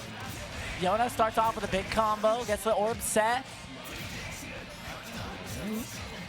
Keep the pressure going right here. And Deeps, once again, just like in the last match, we saw staying very patient because they're waiting for situations where they can make the defensive call that they need to get out of these situations. Had a great dash out of the corner with that 5C. Yona getting the anti-air with the 5A in the post-CS situation as it reaches all the way to the ceiling.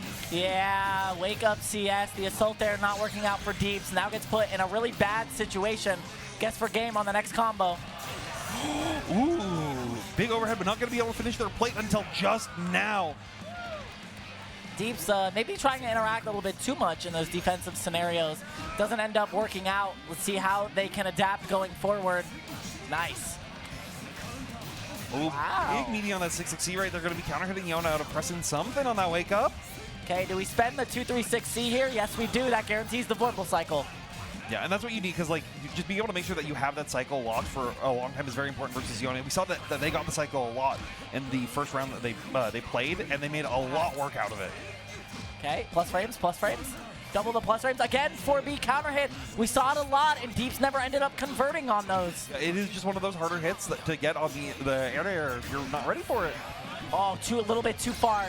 Doesn't react with us. Woo! Great reaction from Yona to get the EXDP there. They can get a orb set off of this, but Vorpal Cycle is for Deeps. The CS is on Deeps' side. Oh, kind of going the wrong direction right there, so unfortunately the other combo not going to be working out just yet. Giving Deeps another chance to try to make something happen. Gets a big grid break with that sim right there. And Yona with the up forward JA, but... JB the GOAT. JB the goated air normal. Hits both sides for Seth. Really nice on those rising JA scenarios. Oh, big counter hit right here for Yona. This is what you want for these Yona stocks to go up. It's taking game number 1 in their favor. I can tell you in some scenarios, even EX Reaper loses to that orb. I believe that. I believe that. That is a common scenario to happen when you run into this matchup, when you have 2FF right in front of you. All right. Deeps once again just playing very patient, knowing that Seth tends to have the normals that are going to outclass about in that like super close range, so waiting for an opportunity to strike on their own, but Yona doesn't want to give him that option. Great blink choice there from Yona to end up clipping Deeps there.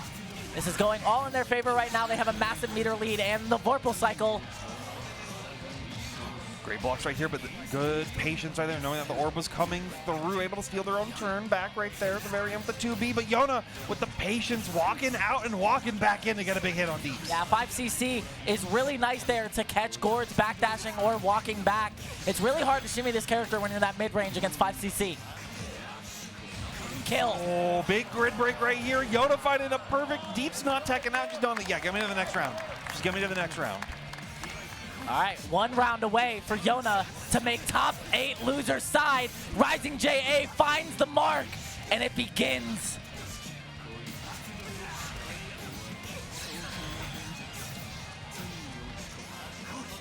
Oh, shield. Yeah, Yona not reacting to it to be able to get the throw break right there.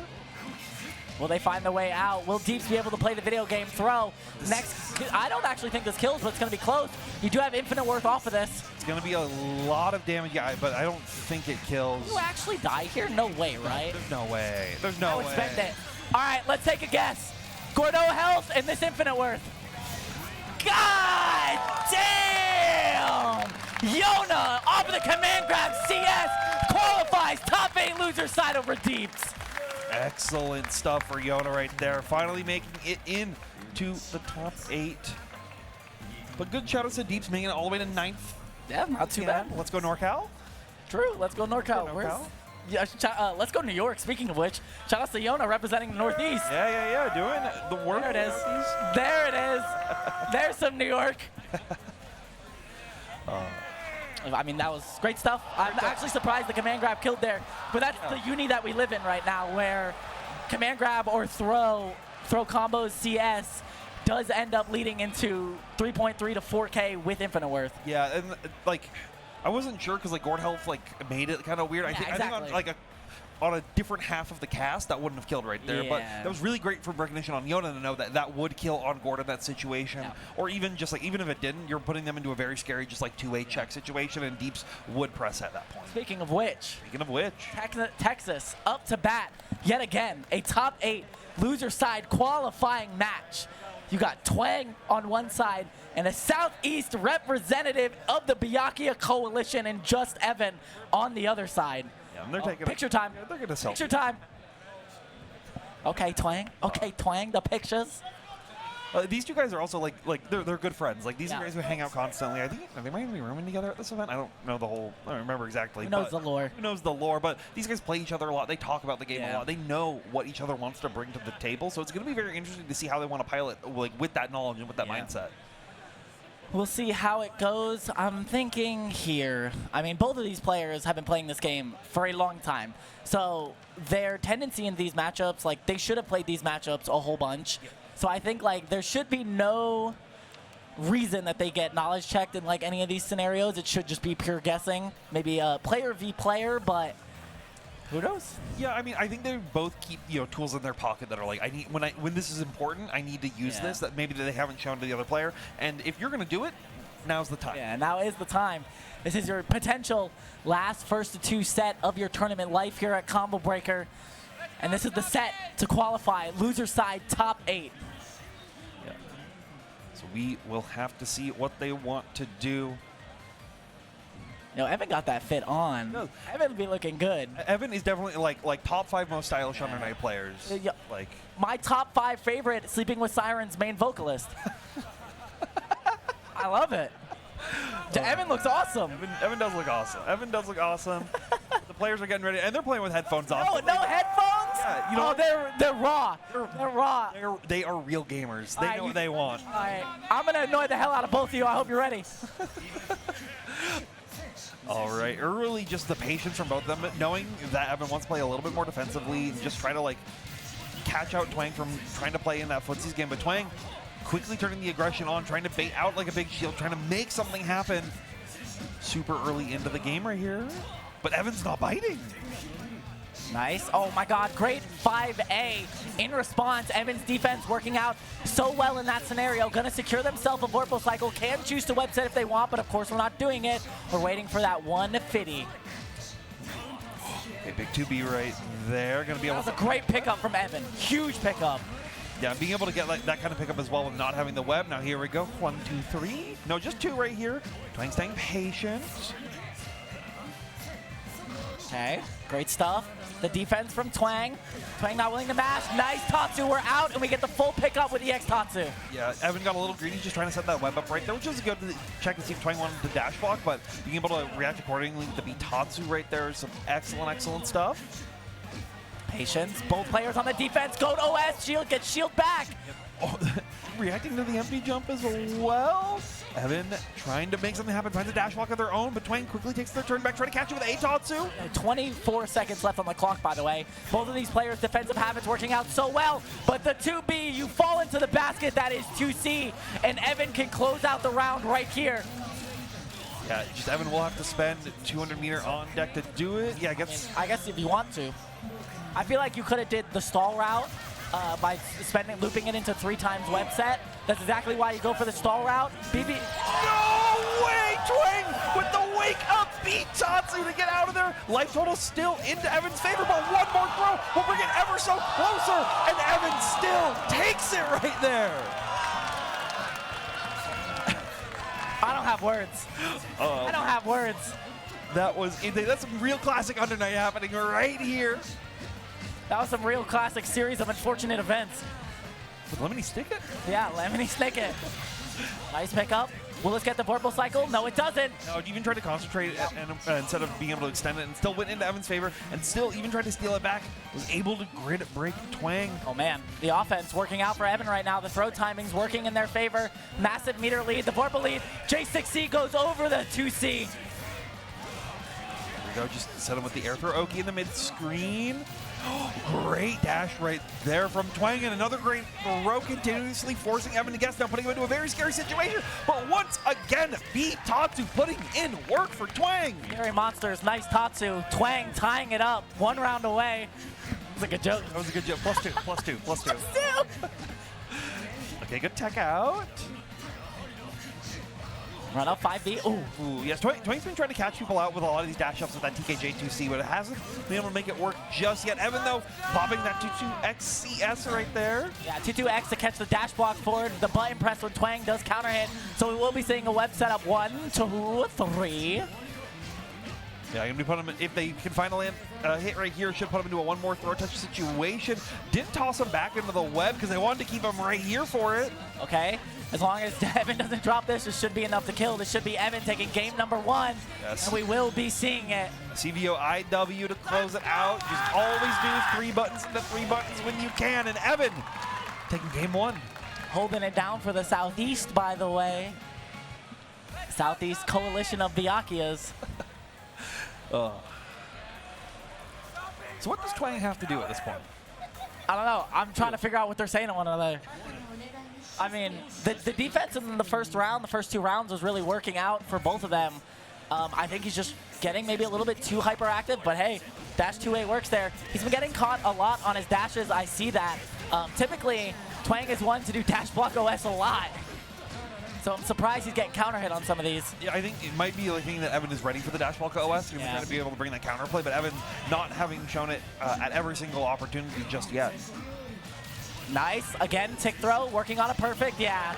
Just take the throw at that point. Like there's, you know, give yourself the time to think about the next round, what's going to happen there, build the meter where you can. And Evan now just kind of pressuring with some standard rebeat pressure, trying to catch Twang, but Twang just willing to down back at this point. Yeah, the defense, I mean, was what got them almost a clutch in the first round, but that TRM throw not working out in the favor. Great run-up check with the dash 2A.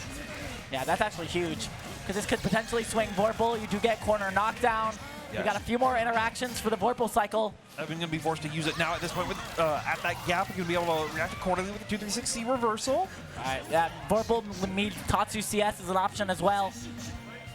But it's all right, we have pressure. I love that tick throw. Yeah, that was a super delayed throw timing.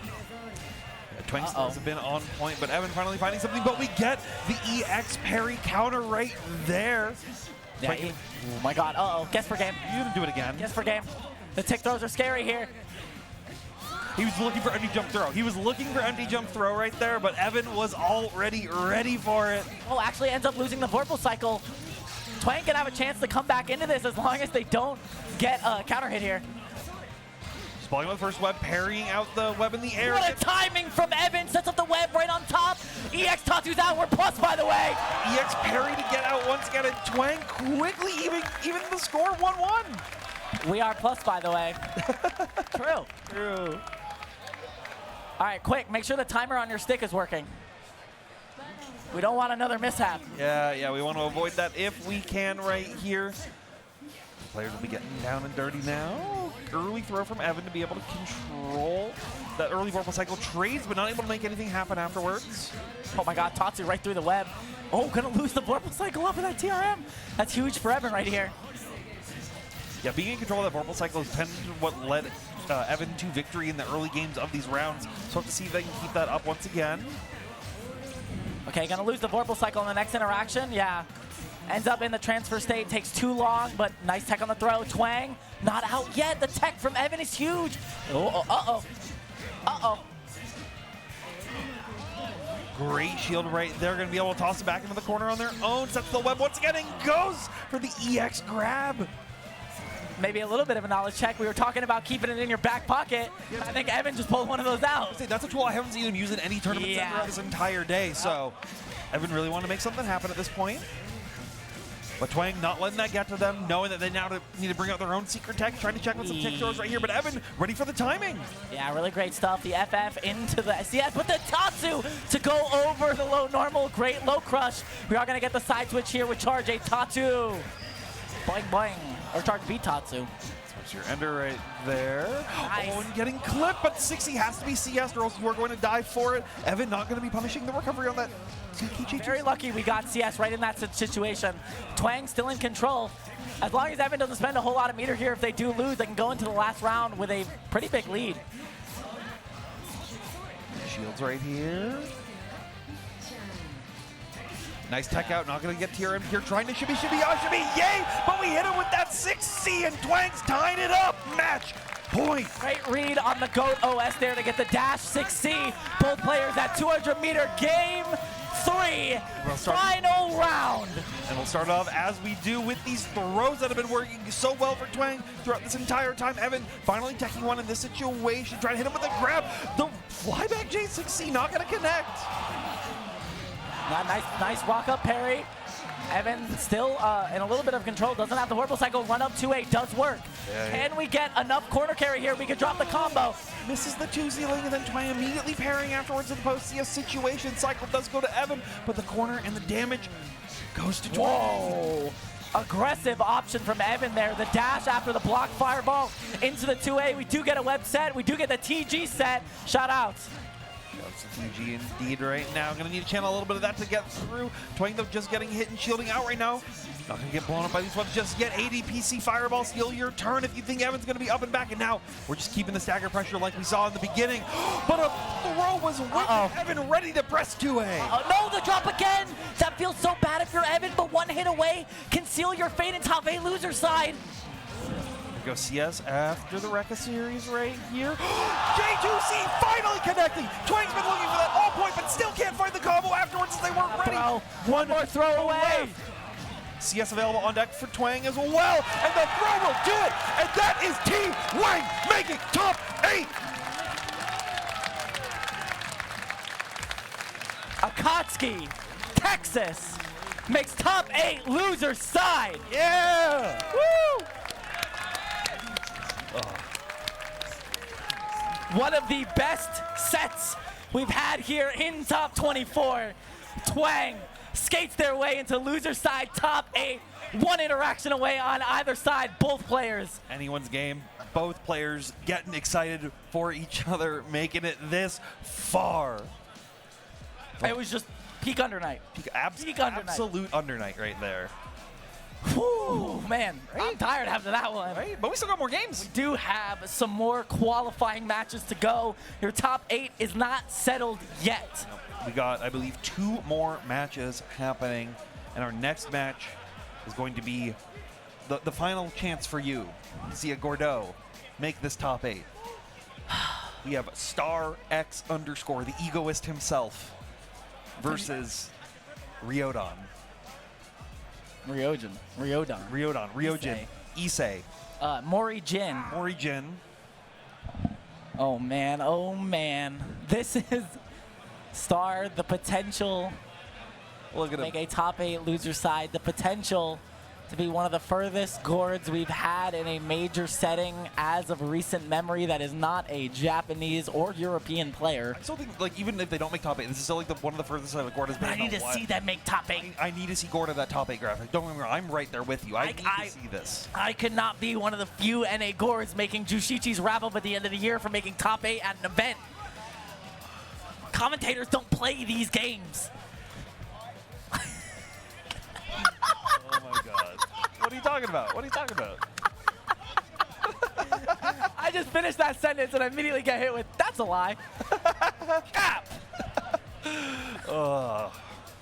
This is the potential, but this is Gord Hyde.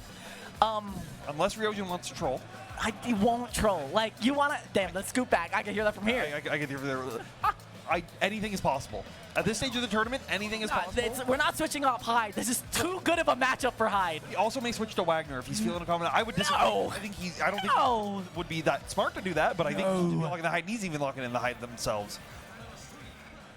See, Riodan is they're really thinking about this because no, they're not. They're not. It's the Hyde, bro. We're gonna see the Hyde. No, not character selection. I mean this match in general, right? Like you saw, they just put their head down and they're like, What is this AB on? What? Wait. What button is that? No way he text throws with the left stick. What are we talking about, Star? What is Gordeau doing in this meta? I'm appalled. Well, no, doesn't he have one of the fight pads? Oh, he does. The left stick is just a button. On wait, is that I can't tell. I thought he uses like one of those 6-button fight pads, but I refuse. Yep. No, that's a DualShock 4. That's what I'm saying. The DualShock 4. Oh man. The way he text throws with the left stick. Is this why Gord can't make a top 8 at a major? Are we cooked? No, I think it makes sense to be able. You're able to like set up other OSs if you're just like claw gripping the controller. It's hand style, like how you're gripping the controller. I hate that. I hate that. You're saying words right now. Yeah. What do you think we are? Word sayers? True a word sayer. True word sayers in action. Shinobi, we need to bring back the word sayers badge for Climax this year. We need it back. We do. I need the second one. I gotta put it on the mantle. All right, we're not changing the buttons. I can't believe he text throws with the left stick. I feel like this is information I should not have achieved. Well, you're finding it out just like everybody at home is finding it out as we get into this match. Okay, looks like we are ready. Another loser side top 8 qualifying match. StarXUnderscore on player 1 side. Riodan from Texas on player 2 side. See who can come out on top as we already see an early rising JA coming from Riodan, showing that they want to say, hey, I am on the aggression. I am in control of this match. You have to stop me. J2C gonna just get blocked. Pogo gonna get blocked as well. Star staying very cautious to tech out right here now, trying to find opportunities to open up with these 5Cs or these Reaper CSs. Nice, I like that 3C there. Maybe try to guess what Riodan is gonna do after that, but they're working on Celestial right now. Great SM right there, going to be able to keep the pressure going. Celestial, though, is going to be very scary. If you get hit by anything, you are about to explode. Yeah, okay. I was going to think, in that situation, you're definitely playing footsies with 5C or Mortal Slide to bank on a potential fireball. Really great stuff there from Star to secure that hit, but yeah, Vorpal Cycle is scary. Vorpal Cycle still goes to Riodan, but did knock him out a Celestial at that point, right? So it doesn't have to worry about that going into the future. And now just immediately cashing it out because they want to throw that C Fireball to keep it up, but Star getting the great backdash, trying to use 6FF. Something happened. Great green shield bait. This is a lot of damage here. Yeah, finding that big Rusty Nail starter with 200 meter on deck. They may even like cash it out. Guess for game. Wants to guess for game here. Oh, the trade doesn't work out. No GameStop trade. Score doesn't have a lot of that. Hey, dash 3B though. Hyde love it. Yeah, and now Riodan quickly going to be evening up these life totals, spending the meter out of their own pocket right here. All right, guess for game. Throw doesn't kill here, but hey, shimmy ya, shimmy yay. The throw drop. Nice block on the 2A low. Reversal does kill here for Star. Fireball set once more, run up 2C, trying to catch him with that low V over Riodan. We're spending it all to try to take it, but 2C comes out and connects for Star. I thought he was going to do a sim, and I thought he just backdashed it. I can't believe he woke up with 2C. He's playing it at LAGR. He's playing at that point to be ready to win. Great assault. JC right there going to be checking Riodan, trying to get hit with the up forward JA. Yep. I like that routing. That gives you a little bit extra corner carry. You can end that with Air EX Mortal. It's a lot of damage. Yes. Give me that optimal. See them. So nope, just wants the sim ender, wants to keep that meter on pocket because they know they can kill with the next touch. Guaranteed. Patience from Star, not biting on anything, doesn't get over the 2FF as Riodan gets a huge open up here. Didn't have the right timing to assault over it right there just yet. Oh, FF whip right there, but it doesn't matter. Riodan stays cautious, throwing out C Fireball, trying to charge to win the cycle, but finds a throw of their own to guarantee it. Not enough to kill. Next throw combo does kill here for Riodan though. And goodbye. Should, as long as he keeps it tight. He did drop the last one right here, but he finds the way to do it. Riodan tying it up. Both players, pockets full and ready to go. Okay, Reaper actually traded there. Not too bad, but you didn't want to get hit by that assault. That feels extra bad if you are Star, because now you're gonna have to fight very hard to get back into this grid cycle. You're now locked in, and wait, and you see Riodan thinking like, oh, they're gonna do something, they're gonna be pretty crazy. Assault JC gonna hit once again, finding all these small confirms here or there, but not able to find the big route. 6FF. Plus, what do you got? Plus frames, hey, Shades of Deeps. Oh, showing those green shields right here. Whoa! 5C anti-arrow, shimmying out with the 3C still baiting the VO. You could choose to go into Infinite Warp here to run off the Veil off timer if you want to. Or the 2-2C, yeah, that works too. I think you should. Yep, you got a small follow-up off of it. Little too delayed. The dash 3B yet again from Riodan. Smarts your ender to try to get more good where they can. Good backdash to get out of there, but you tried to press immediately afterwards, and it was not your turn. Riodan, though, can't finish their combo. The patience is down back, and now your own VO is getting baited, and that's Riodan taking game number 1. Yeah, that situation feels rough. I thought Star was actually going to commit to the TK EX Mortal after that CS, but I think the stop from Riodan actually messed them up. Yeah, Nice. Well, there we go. Big grid break right here. Shout out to my 40-frame TRM window. Love to see it.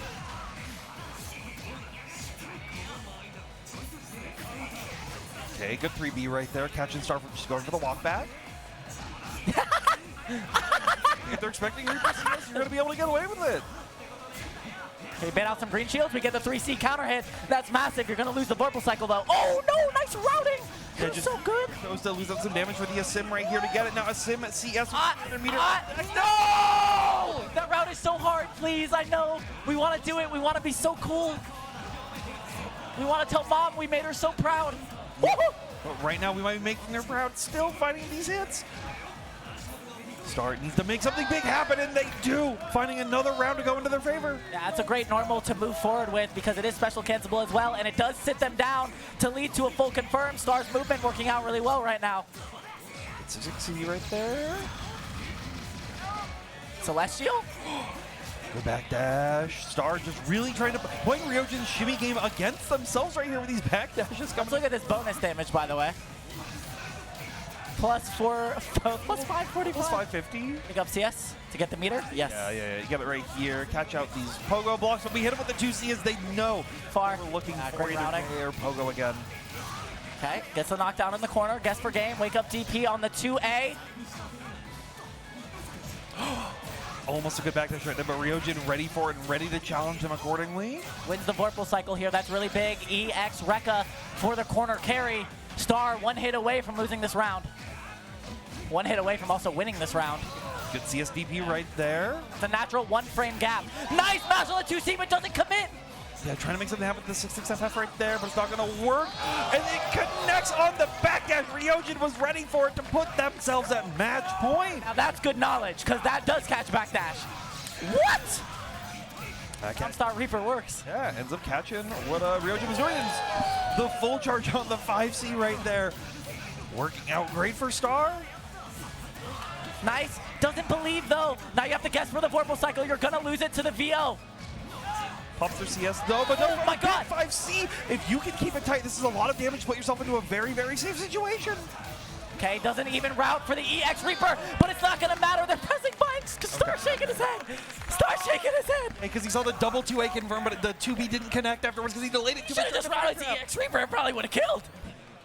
Wasn't ready for it. Had to think, had to, you know. Was trying okay, hold on. Is he wearing Gengar Ice? He is, yes. Yeah, Gengar Ice on? I think it's one of the vendors here selling it. I know it's one of the vendors because I bought this necklace from them. I have the necklace from that shop. Star taking a second. You gotta do what you do. Shaky. Knees weak.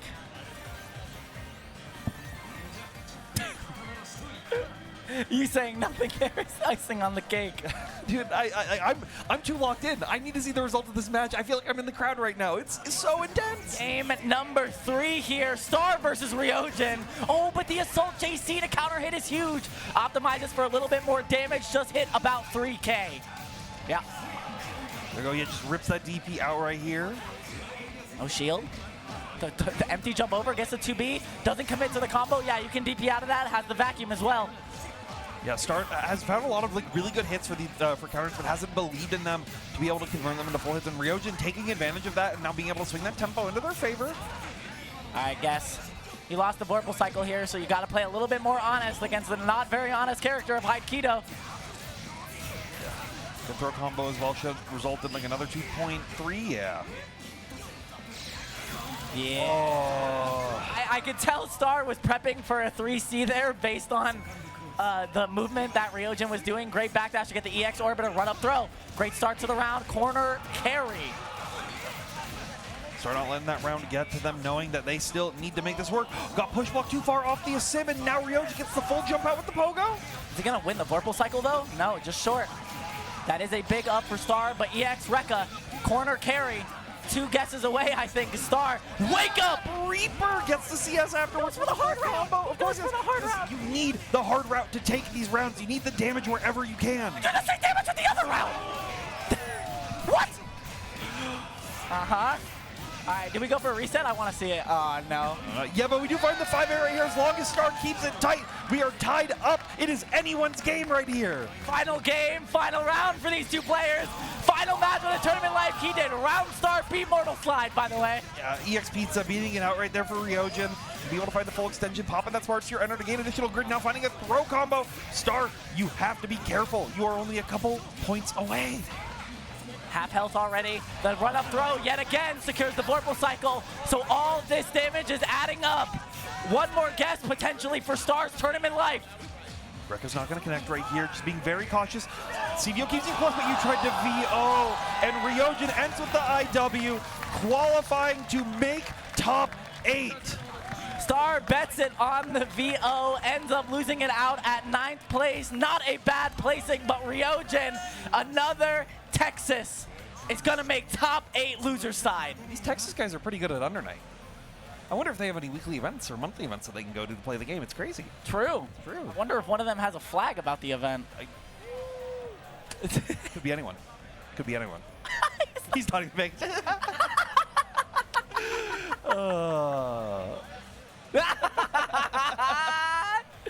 Oh my god, but a great set. Really, a genuinely good set, but sometimes it's hot. Of course, all these top 8 matches have been so close. It is like anyone's game. They are going down to the wire, and of course, we are down to the wire for our top 24, for our top 8 qualifiers. This is the final game, the final spot that is available. We have Rikir versus Mr.B. Yeah, this is going to be, I'm curious, because this is Orie. I'm curious if we do see the Lond here. Did they just try to reenact the Ojito moment? Was that what that was? I saw the swipe. It kind of looked like the Ojito moment. I don't know what he was doing, but I'm curious if we do see the Enkidu here or we stick to the Lond, but one set. I don't know. That's the thing is I want to say that Rikir is going to go for the Lond here because I think he's one of those people that feels like he's going to be like, yeah, I'm going to play Enkidu until I lose a single round, and then I'm going to play Londrekia for the rest of it. And I saw him lose a round and then only start playing Londrekia for the rest of the tournament. So the Enkidu would go so hard, but the Enkidu would be a tough matchup to go into the Orie. Yes.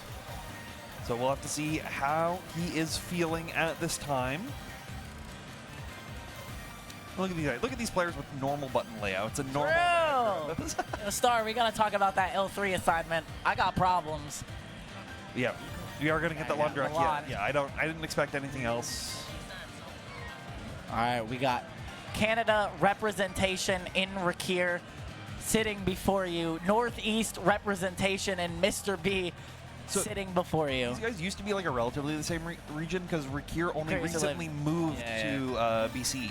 He was in Ontario, I think, before. Yeah. So these guys like definitely have played each other offline events. I think at I mean, Mr.B has experience against Foxov, so he should know this matchup by the back of their hand. Too. And then of course Rikir plays Psychotic all the time. And Mr.B is also like one of the biggest net play grinders that we have for Uni, so definitely if anybody should know any of these matchups, it should be him. But Rikir is the one who is setting our pace of the match right here. Shout out to the J3B to start the round. No flower set, we're just raw dogging it. The low into the CS leads to a full combo. Rikir with a massive lead here in round number 1. Yeah, setting the flower set as well. Good tech out, not going to be able to hold that. Trying to catch him with the low crush right there, but it's not going to work. Rikir has to spend out the 2-3-6E to try to keep Mr. B locked down in the corner, but we do pop that CS. We do try to take out the turn back, but we're getting sniped with the Rekkas. See, Rekka is a great anti-air in that scenario, but the low Rekka yet again. We are not blocking enough. Rikir with a pseudo-perfect, taking the round over Mr. B. Go. Oh, ooh, yes. Big green shield right there. Gonna give Mr. B the cycle guaranteed and find another big hit. Connecting with the end right there off that JA with the Thanatos set. Green does mean go. Mr. B found the answer. Half health already is Rikir.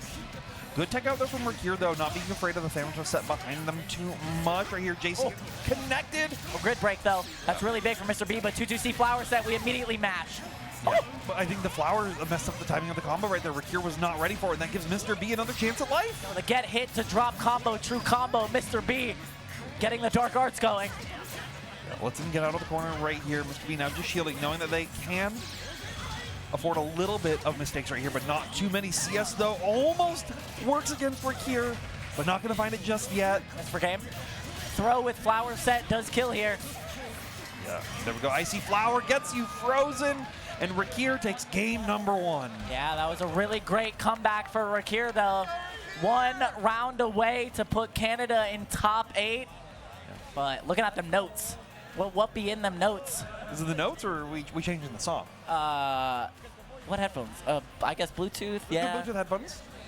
Then I'm looking at notes. They're scrolling. Those are notes. Those are notes. Scrolling. That are going through a playlist right now. Yeah, I mean. Gotta find the Mariah Carey. True. Nope. not fighting Londrekia to Mariah Carey. Hell no. So you gotta be in the. She's frozen again. You have to be in the Frozone, okay? No, she's frozen again. Yep. Oh, we to reconnect the controller. We got the timer. Oh, we're gonna the character select. Yeah, just needs more time. Really, just needs that time to think and figure out what they need to do. Okay. I was worried. I was like, worried. I don't ever have seen Mr. B play another character. Yeah, I was gonna say like. The color change, though. Nice. Okay. The 2A doesn't end up punishing. The 4C is a great hit for Rikir. And now you are stuck in this corner, Mr. B. What is your response? Yeah. Mr. B trying to make this Orie ultra like really work in the situation right here, but you're still getting hit with the same stuff from Rikir. The Londrekia pressure has been very, very strong. Ice Flower set of a nice little reset. Even Mr. B tried to connect it, but Rikir was ready with the 5A press afterwards to challenge. Yeah, you're stuck yet again. Nice delayed assault, but no, that J2Z is not going to work in your favor. This should be the round to Rikir with an optimized route and the meter spend. Gets the CS right on the end for a little bit extra. Rikir, 1 round away from making top 8 loser side. Yeah, well, let's see what Mr. B can do right now. They're now just playing very patient. They feel like they've been aggressing towards Rikir in a lot of these situations, but now knowing like, hey, I just need to play the whiff punish. I need to make you make mistakes so I can capitalize on them. That is my goal to survive this right here. Great throw techs for both these players. Yeah, what a tech from Rikir. Secures the Vorpal cycle after that, has corner pressure. Hey, we're zoning. Oh, we're in there though. The flower connects, the Rekka connects, but that does not connect with the 2B. There we go. Fireball right here, also applying the freeze state. So it's going to allow Rikir to toss them back in the corner yet again. They get another flower set, which has been so good for them. Good techs out for Mr. B. Didn't shield the ice rain though, but we'll find a reversal. Sacred Spire is really nice to have there. The tech on the throw again from Rikir. They're not working out for Mr. B and gives up another Vorpal cycle. Whoa. That's the Rekka coming in to autocorrect the same side. Rikir being ready for that with the delay. Whoa, okay. We got one more guess. Blocks the low this time, but 2-2-C is set. 2-2-C is broken. Mr. B with corner control and Vorpal control. Yeah, well, they can keep it up right here. 6B is going to get shielded right here. But Mr. B hacking off now, finding a grid break throw as Rikir tries to be safe. Force function in, trying to do anything they can to open Rikir up, having to be very careful of that force function as well, knowing he's got that 1-button DP, but the JC out of the corner. Rikir keeps it tight, and we'll be moving on forward as our final spot into the top 8. Top 8 loser side qualifier. Canada's very own Rikir makes it in off the back of Londrekia, sending home Mr. B in 9th place. A fantastic showing from Mr. B for this whole tournament. Excellent, excellent stuff. Was so close, but couldn't find it in the end, unfortunately. But in the end, does it even matter? There you go. You got some oh, is that Lennox? I was like, wait, I recognize that voice. Another Northeast representative and a commentator. Shout-outs to the GOAT, Lennox. Yeah, big shout-outs to the Northeast as a whole for pulling through to this event as well. Like, a lot of the Northeast guys came out and were really making it work. Like, obviously, Mr.B making it this far. I mean, Yona made top 8, didn't she? Yona made top 8. Other Northeast? New York, Northeast, I don't know. Y'all find your own regions. I run the Southeast Danison. Yeah, shout out to the Danisons. If you enjoy this, you're like, man, I want to play more Under Night, make sure you join all these like local Discords and whatnot that we have. We are keeping this game around until all of us are dead. I'm just going to be real. I mean, I'll be sitting in this chair until I grow old and fade away. Is there anything else you want to tell the people, Tabby? Because that is it for our top 24 slot. We will be starting with top 8 in just a little bit. Is there anything you want to say? Nothing just yet. Just once again, make sure that you stay tuned for this whole top 8. If you liked any of these matches that you just saw, they are going to be just as exciting coming up shortly. So please stay tuned for the Under Night action.